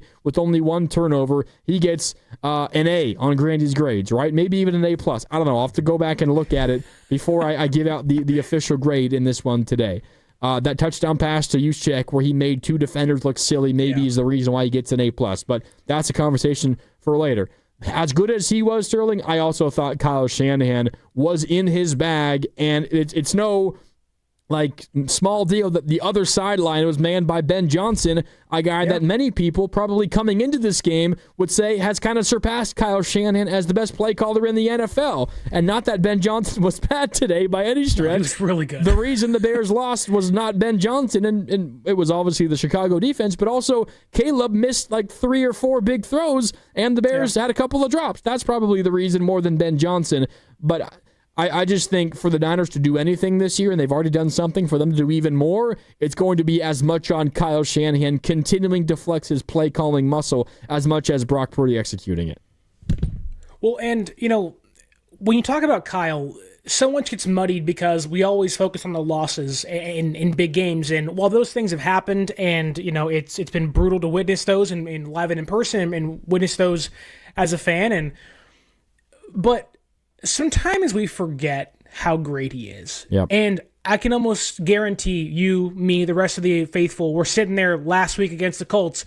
Big game, tough game. Colts held the Seahawks down. It was a 60-yard game-winning field goal. How are they going to pull this out against a 44-year-old grandfather in Phillip Rivers? How are they going to do this thing? And they walked in there on the road, and they said, hey, this ain't a problem. And they put up 44 points. Yep. Right? They come back home. They're playing Chicago. Chicago's playing great football. A lot of people, including myself, this is their first real test in about 5 to 6 weeks. How are they going to fare? Well, the defense has their problems. They're going to have their problems. This offense did not miss a beat. This offense overcame a turnover in which gave the opposing team 7 free points on the first play of the game, and then went on to outscore the opposing offense the rest of the game. That's how crazy it is, right? And you're seeing Kyle and Brock where they play. They're just whether it's Kendrick Bourne, Sky Moore, Demarcus Robinson, Pearsall. There's so many moving pieces that there's really been no consistency throughout the season. And for Shanahan, who has been able to keep the ship afloat in the absence of a lot of those stars, and now you're seeing it rise to new tides. A lot of boat puns in there. I'm sorry for you. But you're seeing it grow into what it can be. And, Shanahan deserves so much credit, so much praise. He is by far the coach of the year. I don't care what Vrabel's doing out there in New England. It's not what Shanahan's doing here. I know it's young quarterbacks and it's a whole different team in a different conference, but you take away Shanahan from this team. This is a 5-win team, 6-win team. We aren't talking about Mac Jones and Jake Tunges and the growth of, or the reemergence of Kendrick Bourne. We're talking about, oh my God, who's their first round draft pick in April? That's how great Shanahan's been over even Brock Purdy, over the importance of other guys. that have made big plays. Without Shanahan, this team is nowhere to be found in the playoff picture. They're not vying for the number 1 seed going to Week 18. They're vying for a top 10 pick in April. So Shanahan deserves so much praise and credit. And don't forget how good he is, even though there's big losses on his record. You get to big games for a reason. And there's a reason San Francisco has a pretty good chance to go to more big games this year and beyond. Yeah, absolutely. And just really quick on the Vrabel conversation, and I think Vrabel is the leader in the clubhouse to win Coach of the Year. As much as the Niners' schedule has been dissected as incredibly weak, the Patriots' schedule is so much easier than the Niners' schedule. So much easier. You look at games of the Niners' schedule that turned out to be a lot more difficult than previously expected. Jacksonville, way more tough than you thought it might have been. Houston, way tougher than you thought it was in the moment. Houston has basically not lost since, and they have a chance. They're going to make the playoffs, and they're still competing to win their division. Carolina was not as difficult as you thought it was going to be. Indy was one where maybe ultimately it turned out to be as easy as you thought it might have been because they were better to begin the season, but then they're without a quarterback and they're employing a grandpa when you play them. So that one, not so much. But Chicago definitely falls in that category. And you could say the 2 Seattle games also. You knew Seattle was going to be a competitive team at least this year. You did not know they were going to be vying for the 1 seed in the NFC at the end of this year. So this schedule, was it an easier schedule? Yes, of course. Was it as easy as a lot of people are making it out to be? No, it was not that easy. The Patriots schedule, way easier in my opinion, but whatever. Not that big of a deal. As far as Shanahan goes, he's done the best job in my mind. Does not mean Vrabel has not done a good job. The other thing, Sterling, is, Christian McCaffrey, where is his name in the MVP conversation? Where would the Niners be without McCaffrey this year, Sterling? How many wins would they have? They would have at least 4 or 5 fewer wins, right? We're looking at maybe an 8-win team without Christian McCaffrey, a 7-win team? Maybe. You're talking about a backfield of Brian Robinson, who's fine, but then Isaac Grendo and Jordan James, who's been active for 2 games and hasn't seen a single offensive snap all season. By the way, Garendo's tenure with the Niners is probably over, right? He's been inactive the last 2 games for a rookie that hasn't played. Roster controllable pieces. I don't know what that means, but it means a camp body and a hamstring strain down the road. So we'll see. But yeah, Christian McCaffrey, after all what transpired last year, to look like he's getting better as the year has gone on. Now, I'm sure a big reason for that is the offensive line getting healthier and then finally finding some momentum. And the late bye week, I think, has helped. But he's missing, or he's making the first guys miss again. He wasn't doing that to begin the season. He's finally got that burst, multiple explosive plays. They make, 43-yard run tonight? Yep. That wasn't happening weeks 1 through 8. You get Purdy back, the offensive line gets healthy, and Christian McCaffrey has his legs again. That's dangerous. I understand he's a dynamic weapon.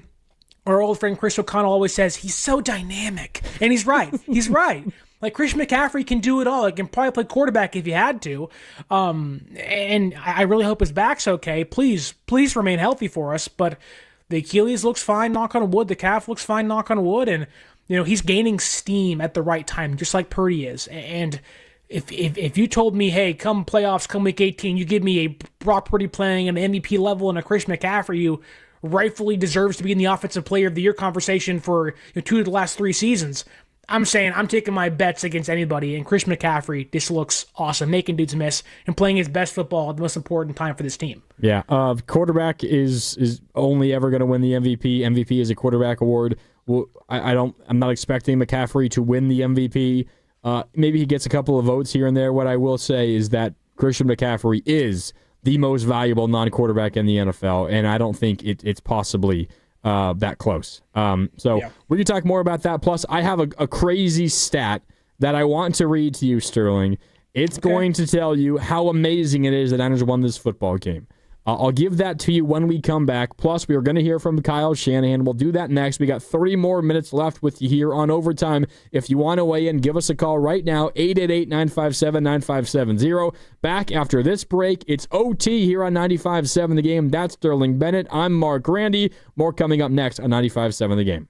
Diabetes, high blood pressure, anxiety meds, everyone's on them. If you're a 40-year-old male, maybe a bit porky, and you may even have type 2 diabetes, $1 million of term life insurance may only cost you about $100 a month. Call Term Provider. Speak with Big Lou at 800-352-9239. Big Lou will find a term life policy for you even if you have type 2 diabetes, are overweight, or have high blood pressure. Term Provider has helped thousands of people like you who think they can't afford term life insurance. To buy $1 million of affordable term life for you, all you need to do is call Big Lou at 800-352-9239. Lou will make sure the scales are tipped in your favor. Call 800-352-9239. Big Lou will answer your call and work to fit you into a term life policy that you can afford. Remember, Big Lou's like you. He's on meds too. For affordable term life insurance, call 800-352-9239. 800-352-9239 or biglou.com. Paid non-attorney spokesperson. Paid for by Reliable Legal Marketing. Attention California residents. Non-Hodgkin's lymphoma, including chronic lymphocytic leukemia, a common subtype, is one of the most common cancers in the United States. If you or a loved one was diagnosed with non-Hodgkin's lymphoma or chronic lymphocytic leukemia and were exposed to Roundup weed killer, you could be entitled to cash compensation. Bayer, the owner of Roundup, has agreed to pay more than $10 billion to cancer victims linked to the weed killer. Call our Weed Killer Cancer Hotline now to see if you're entitled to cash compensation. If you or someone you love has been diagnosed with non-Hodgkin's lymphoma or chronic lymphocytic leukemia and were exposed to Roundup, call now. Our attorneys have the experience and specialize in fighting for everyday people to get the compensation you deserve. If you or a loved one was diagnosed, even if a loved one has passed away, call 800-341-4933 now. But hurry, time is limited. Call 800-341-4933. 800-341-4933. Prior results do not guarantee a similar outcome. Will Trial Law, LLC, 1001 Bannock Street, Denver, Colorado, 80204. From Carriage House to Glass Aluminum Doors, R&S Doors has a full line of commercial and residential garage doors and gates to suit anyone's taste and budget. Visit rsdoors.com. R&S Doors. Look for the red truck. Wesley Financial Group is not a law firm. Ask yourself this question. Is it really worth holding on to that timeshare that you know you need to get rid of? Here's the truth. The average maintenance fee just went up over 17%.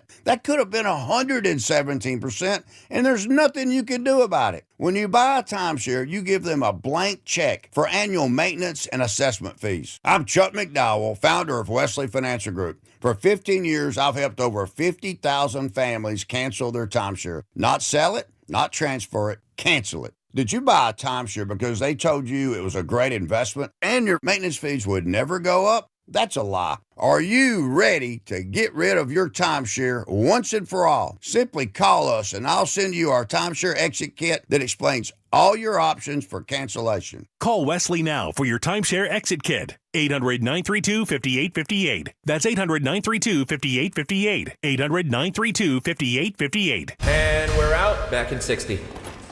Hey, what are you eating? Chimichurri filet mignon. It's a Factor meal. Oh, nice. Wait, they let you eat like that in the pros? Oh, they insist on it. A pro's work starts on the plate. Oh, man, that does look good. Let me have a taste? Get your own. All right. Where do I find this? Is it factormeals.com? Yep, and they've got a deal going on. Oh, love a deal. I am so in. Smart move.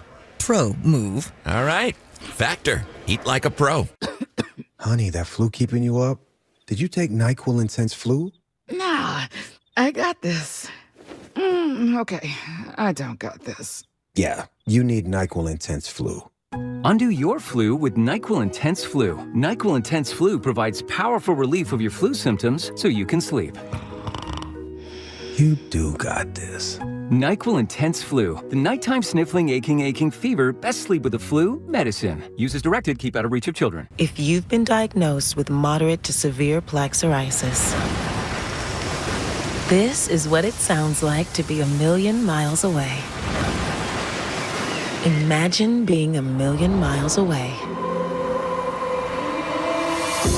Tremfya Guselkumab, taken by injection, is a prescription medicine for adults with moderate to severe plaque psoriasis who may benefit from taking injections or pills or phototherapy. With Tremfya, clearer skin is possible. In clinical trials, at least 70% of patients saw at least 90% clearer skin at 16 weeks. Results may vary. Tremfya is also indicated for adults with active psoriatic arthritis. Serious allergic reactions and increased risk of infections and liver problems may occur. Before treatment, your doctor should check you for infections and tuberculosis. Tell your doctor if you have an infection, flu-like symptoms, or if you need a vaccine. Ask your doctor about Tremfya. Call 1-800-526-7736 or visit Tremfya.com.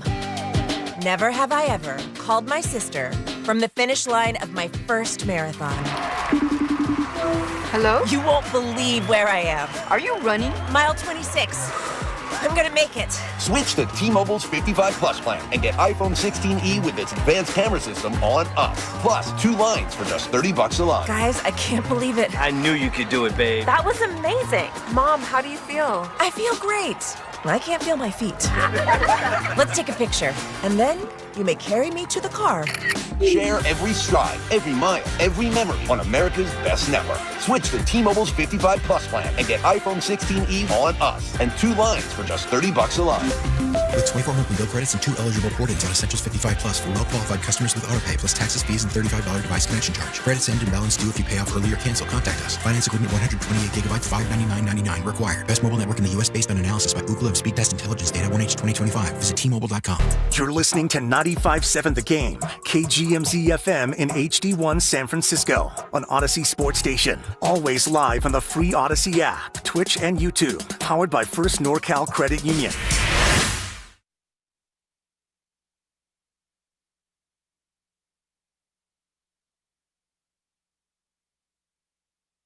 Had to go quick with the play clock running down. He did. It's a boot. Purdy pulling back, stepping forward, throwing on the run, touchdown! What a play, Purdy! Juszczyk on the business end. You deserve to dance.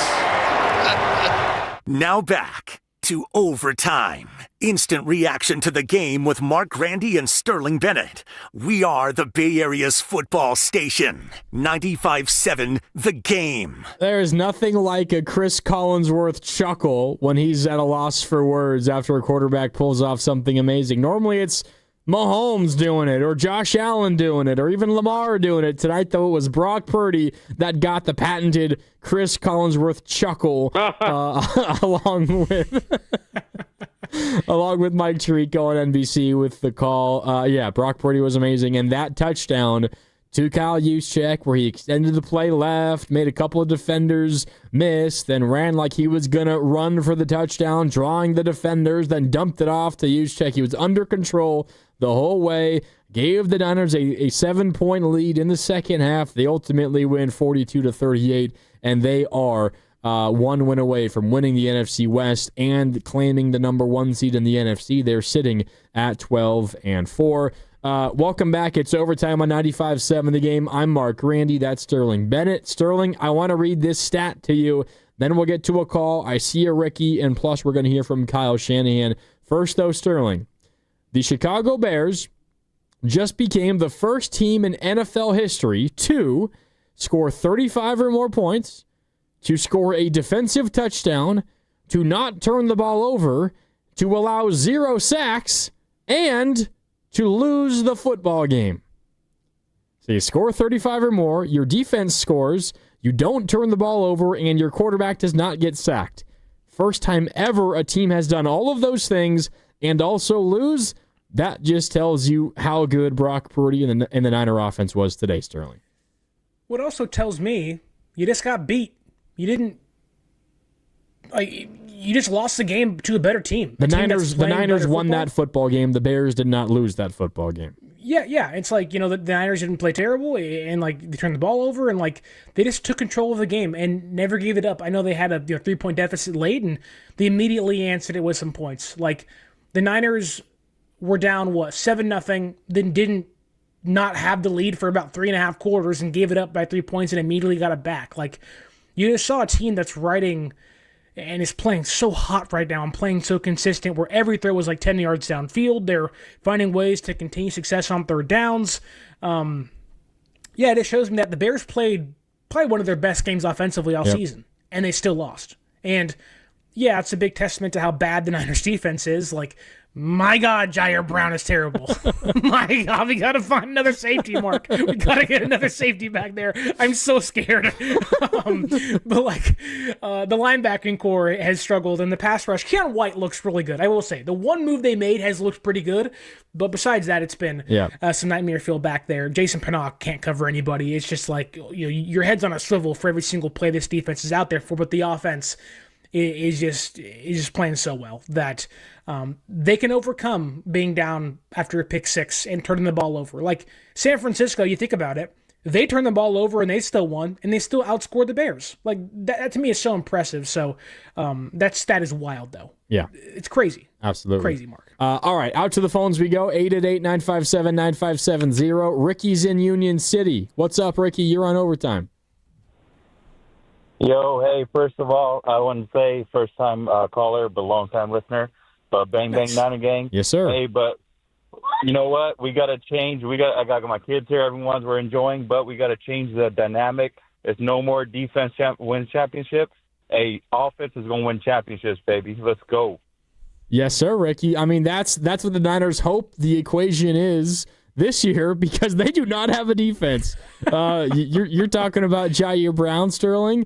They got a lot of other issues. They got a lot of other holes. Yeah. Like the touchdown run by DeAndre Swift in the fourth quarter. Mustafa's just in the backfield waiting for him, and he just goes, "Whoop! I missed him." There's so many mistakes on that play. Let me find my notes here. So that was the first play of the fourth quarter. It tied the game at 35. DeAndre Swift, 25-yard touchdown run. Kalia Davis missed a tackle in the backfield. Would have been a tough play. He was in the backfield, but could not really even get a finger on DeAndre Swift. Jason Pinnock was blocked all the way into the upside down. He was nowhere near the play. He got absolutely taken away. Malik Mustafa missed the tackle. Tatum Bethune missed the tackle. Lenore was kind of just hanging out and didn't really get himself into the play. And then Jair Brown, which is patented Jair Brown, just comes at the worst possible angle to tackle a ball carrier that you could dream up. If the ball carrier runs at Jair, he'll make the tackle. But if he just switches up the angle at all, Jair Brown will take a terrible angle and he won't get a finger on the ball carrier as a result. All of that on a 25-yard touchdown run. That play alone, Sterling, they have a lot of issues pass defense-wise, but just a run like that where you get the run through the first level, into the second level, and all the way into the secondary of the defense, it shows the weaknesses at all three levels. And you had a mistake from a defensive lineman, a mistake from a linebacker, and mistakes from multiple defensive backs. It results in a touchdown, and that kind of encapsulates what this Niner defense is right now.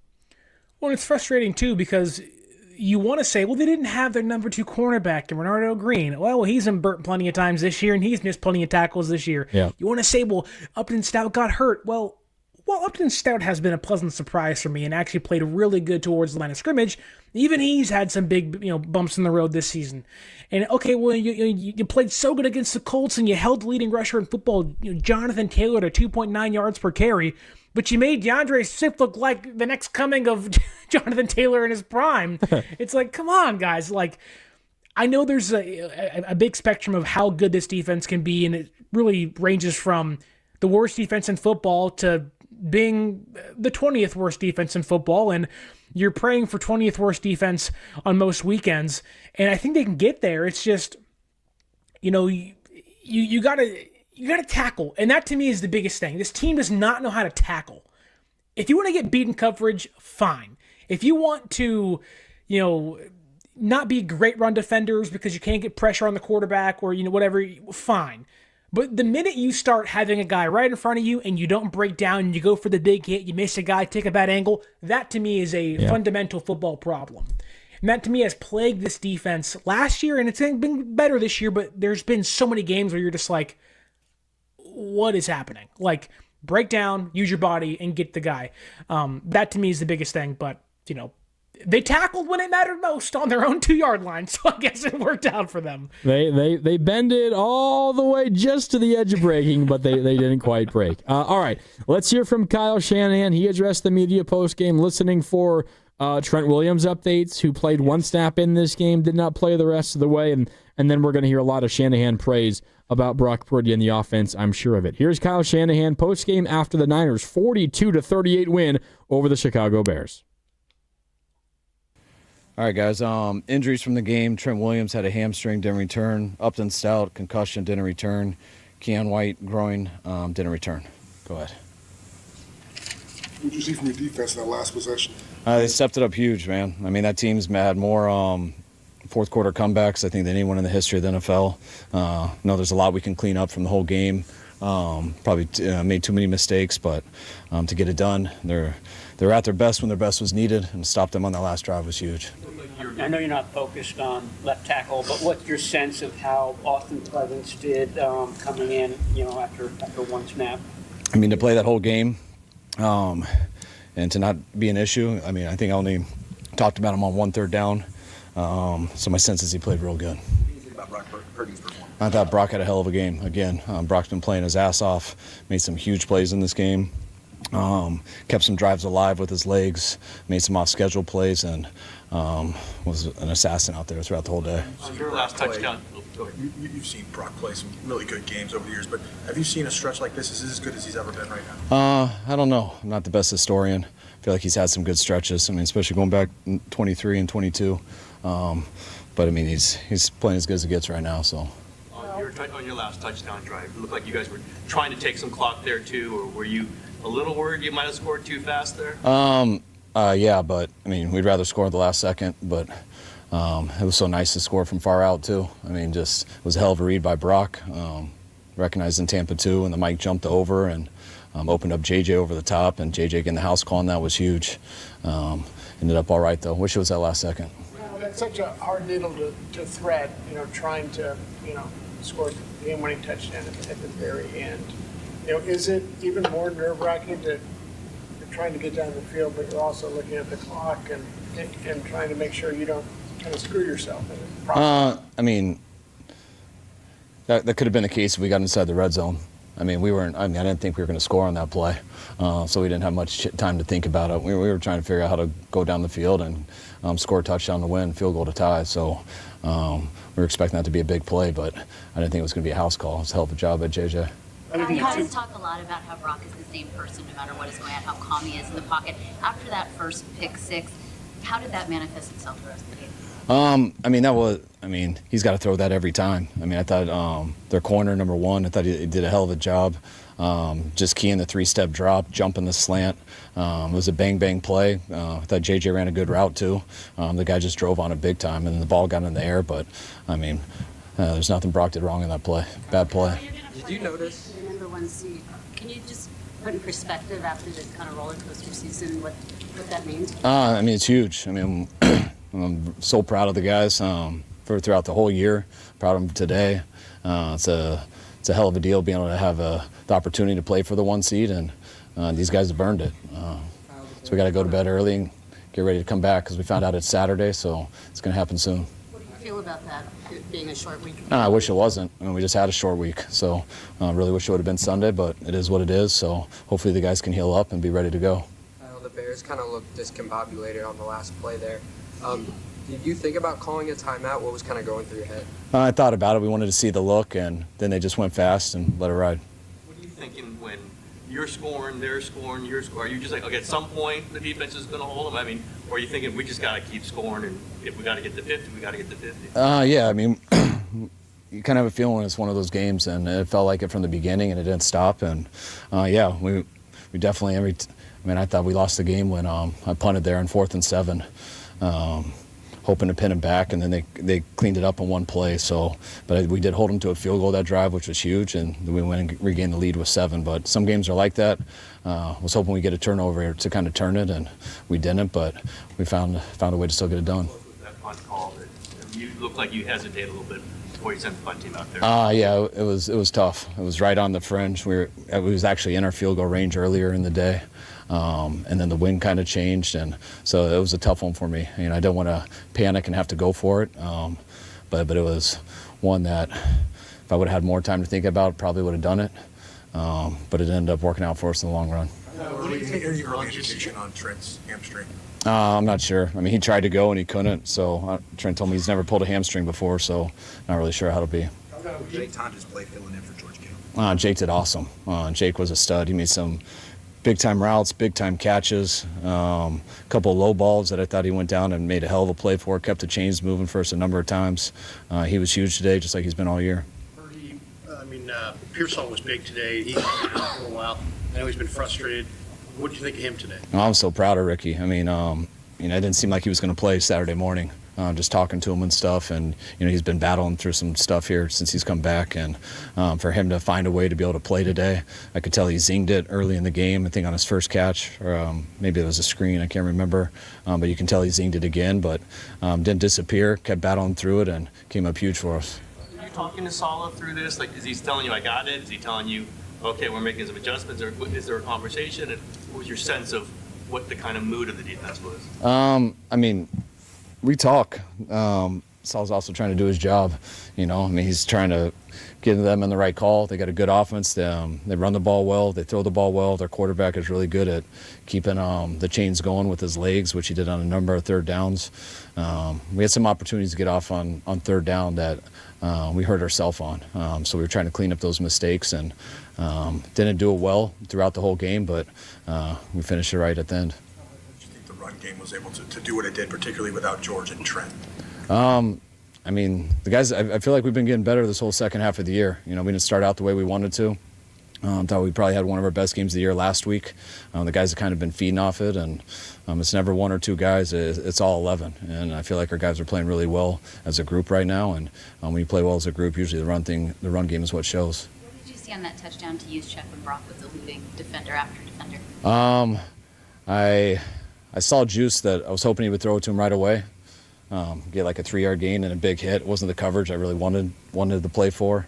And then he didn't do it, so then I was just hoping he was going to throw it away and we could have a couple more downs. And then I just started watching him, probably like every other fan does, and he made me extremely nervous, and then he made me extremely happy, which happens sometimes. And a couple of early 3-and-outs on them, and you kept the ball so much that they were kind of held in check. But once they started rolling, they looked like tough to stop. But who do you look at that defense as someone you need to turn things around when things are going without Fred, without Nick? Or is it an aggregate thing? I look at it collectively.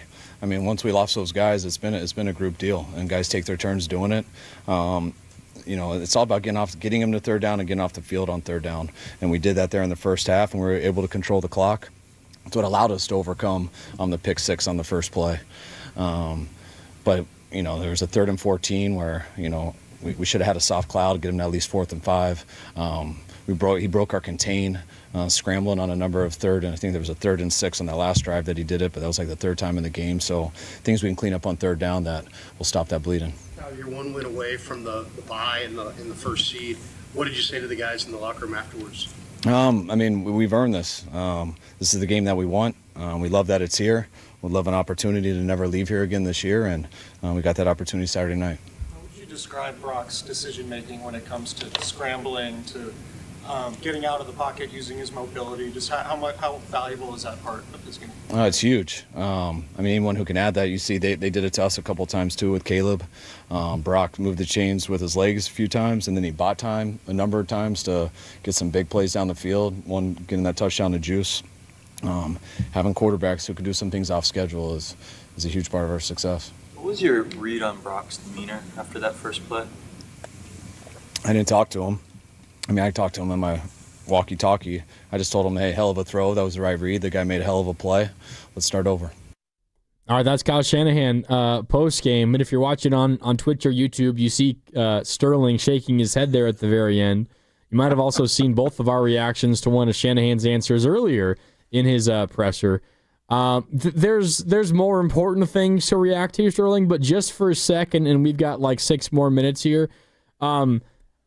Maybe you and I are the ones that's wrong. Like, I trust Kyle Shanahan way more than I trust myself. I trust your judgment more than my own, by the way. And I wouldn't do that if I were you. I definitely trust Kyle Shanahan's. So maybe we're just not seeing something, but never did I think that that Purdy's decision to throw to Jennings on the pick 6 in the first play from scrimmage was the right play. Jalen Johnson was like essentially running the route Juwan was running in front of Juwan the whole time, and he was never open. And Jalen Johnson tipped it up, and it turned into a pick six for the linebacker. But Shanahan said it was the right read. And if you're Purdy, you have to make that throw. I disagree, and I don't know what the hell he's talking about. Yeah, when a 6'3" wide receiver doesn't have inside leverage, probably isn't the best time to go out there and make that throw, knowing it's a slant route, knowing that you want to have inside leverage on it. Like, you're not beating the cornerback. He's already there. Like, it was a play where, like, the minute you saw it, you're like, oh, that's going to be close. Yeah. And just turned into a pick six. So, obviously, that was the read they were going for. That was, once the first read's not there, you turn and you fire. But good play by Jalen Johnson. You just prefer your quarterback say, wait a minute, maybe I don't make this throw in the first play of the game, because you did give the Bears a free 7 points, which, had they not have that, we're not having to sit here and wait for the last seconds of the game to go away, where we can finally breathe and say, okay, they pulled this thing out. So, no, wouldn't make that throw again. Yeah, I would not either. Maybe the most important thing Shanahan talked about was Trent Williams. He said, of course, he left the game with the hamstring issue. Wasn't asked the follow-up question immediately, was kind of surprised me, considering it's Trent Williams. He was asked it later towards the end of the conversation, the end of the interview. Shanahan was asked about the severity of Trent's injury. Shanahan said, quote, "I'm not sure. He tried to go and then told me he couldn't. Trent told me he's never pulled his hamstring before. I'm not really sure how it will be." That doesn't necessarily leave you with a ton of confidence heading into Saturday versus the Seahawks, final game of the regular season, 6 days from now at Levi Stadium. It's a game where the Niners win, and they are the 1 seed in the NFC. They are champions of the NFC West. But much like George Kittle this week, Sterling, if there is an issue out there that is you're risking hurting him even further and not having him available for the postseason, I don't think the Niners will push. I think George Kittle will be back for Week 18. That's what the NBC broadcast said, that Kittle feels very, very good that he'll be able to play in 6 days. We'll see on that. But the Trent Williams early update from Shanahan does not seem all that encouraging, Sterling.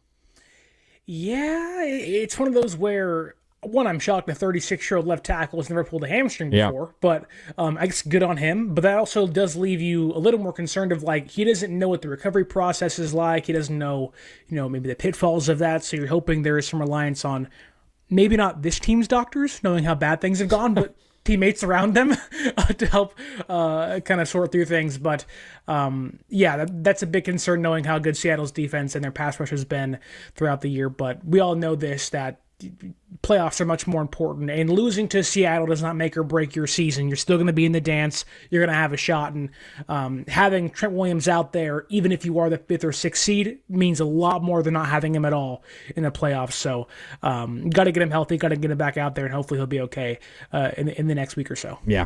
Sterling, I'm going to save us some hand-wringing, and we're not going to do game balls for this one, because the ones on offense are very, very easy and straightforward.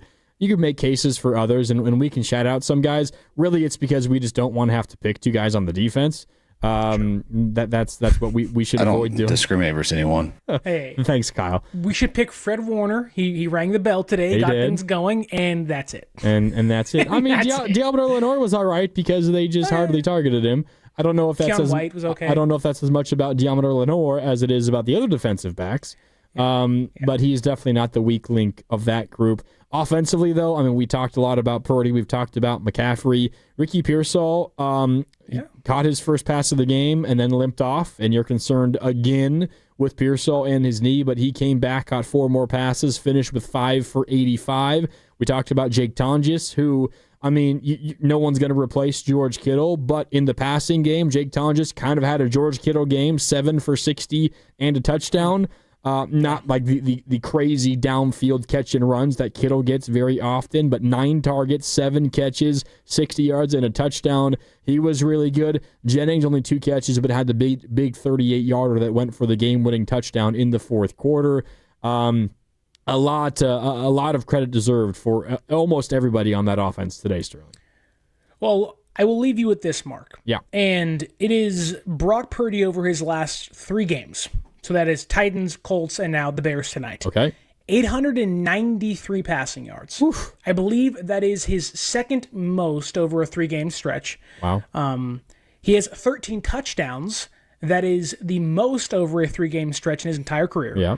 And a 120 rating. I think that is around top 3 over a 3-game stretch in his career. So Brock Purdy, again, playing his best, most efficient football at the right time and playing, dare I say, the best quarterbacking we've seen in the last month. In a game like this where the defense, you just kind of chalk it up and say they're bad, they're terrible, enough cannot be said about how good Brock Purdy was. And Chris McCaffrey on top of that, too.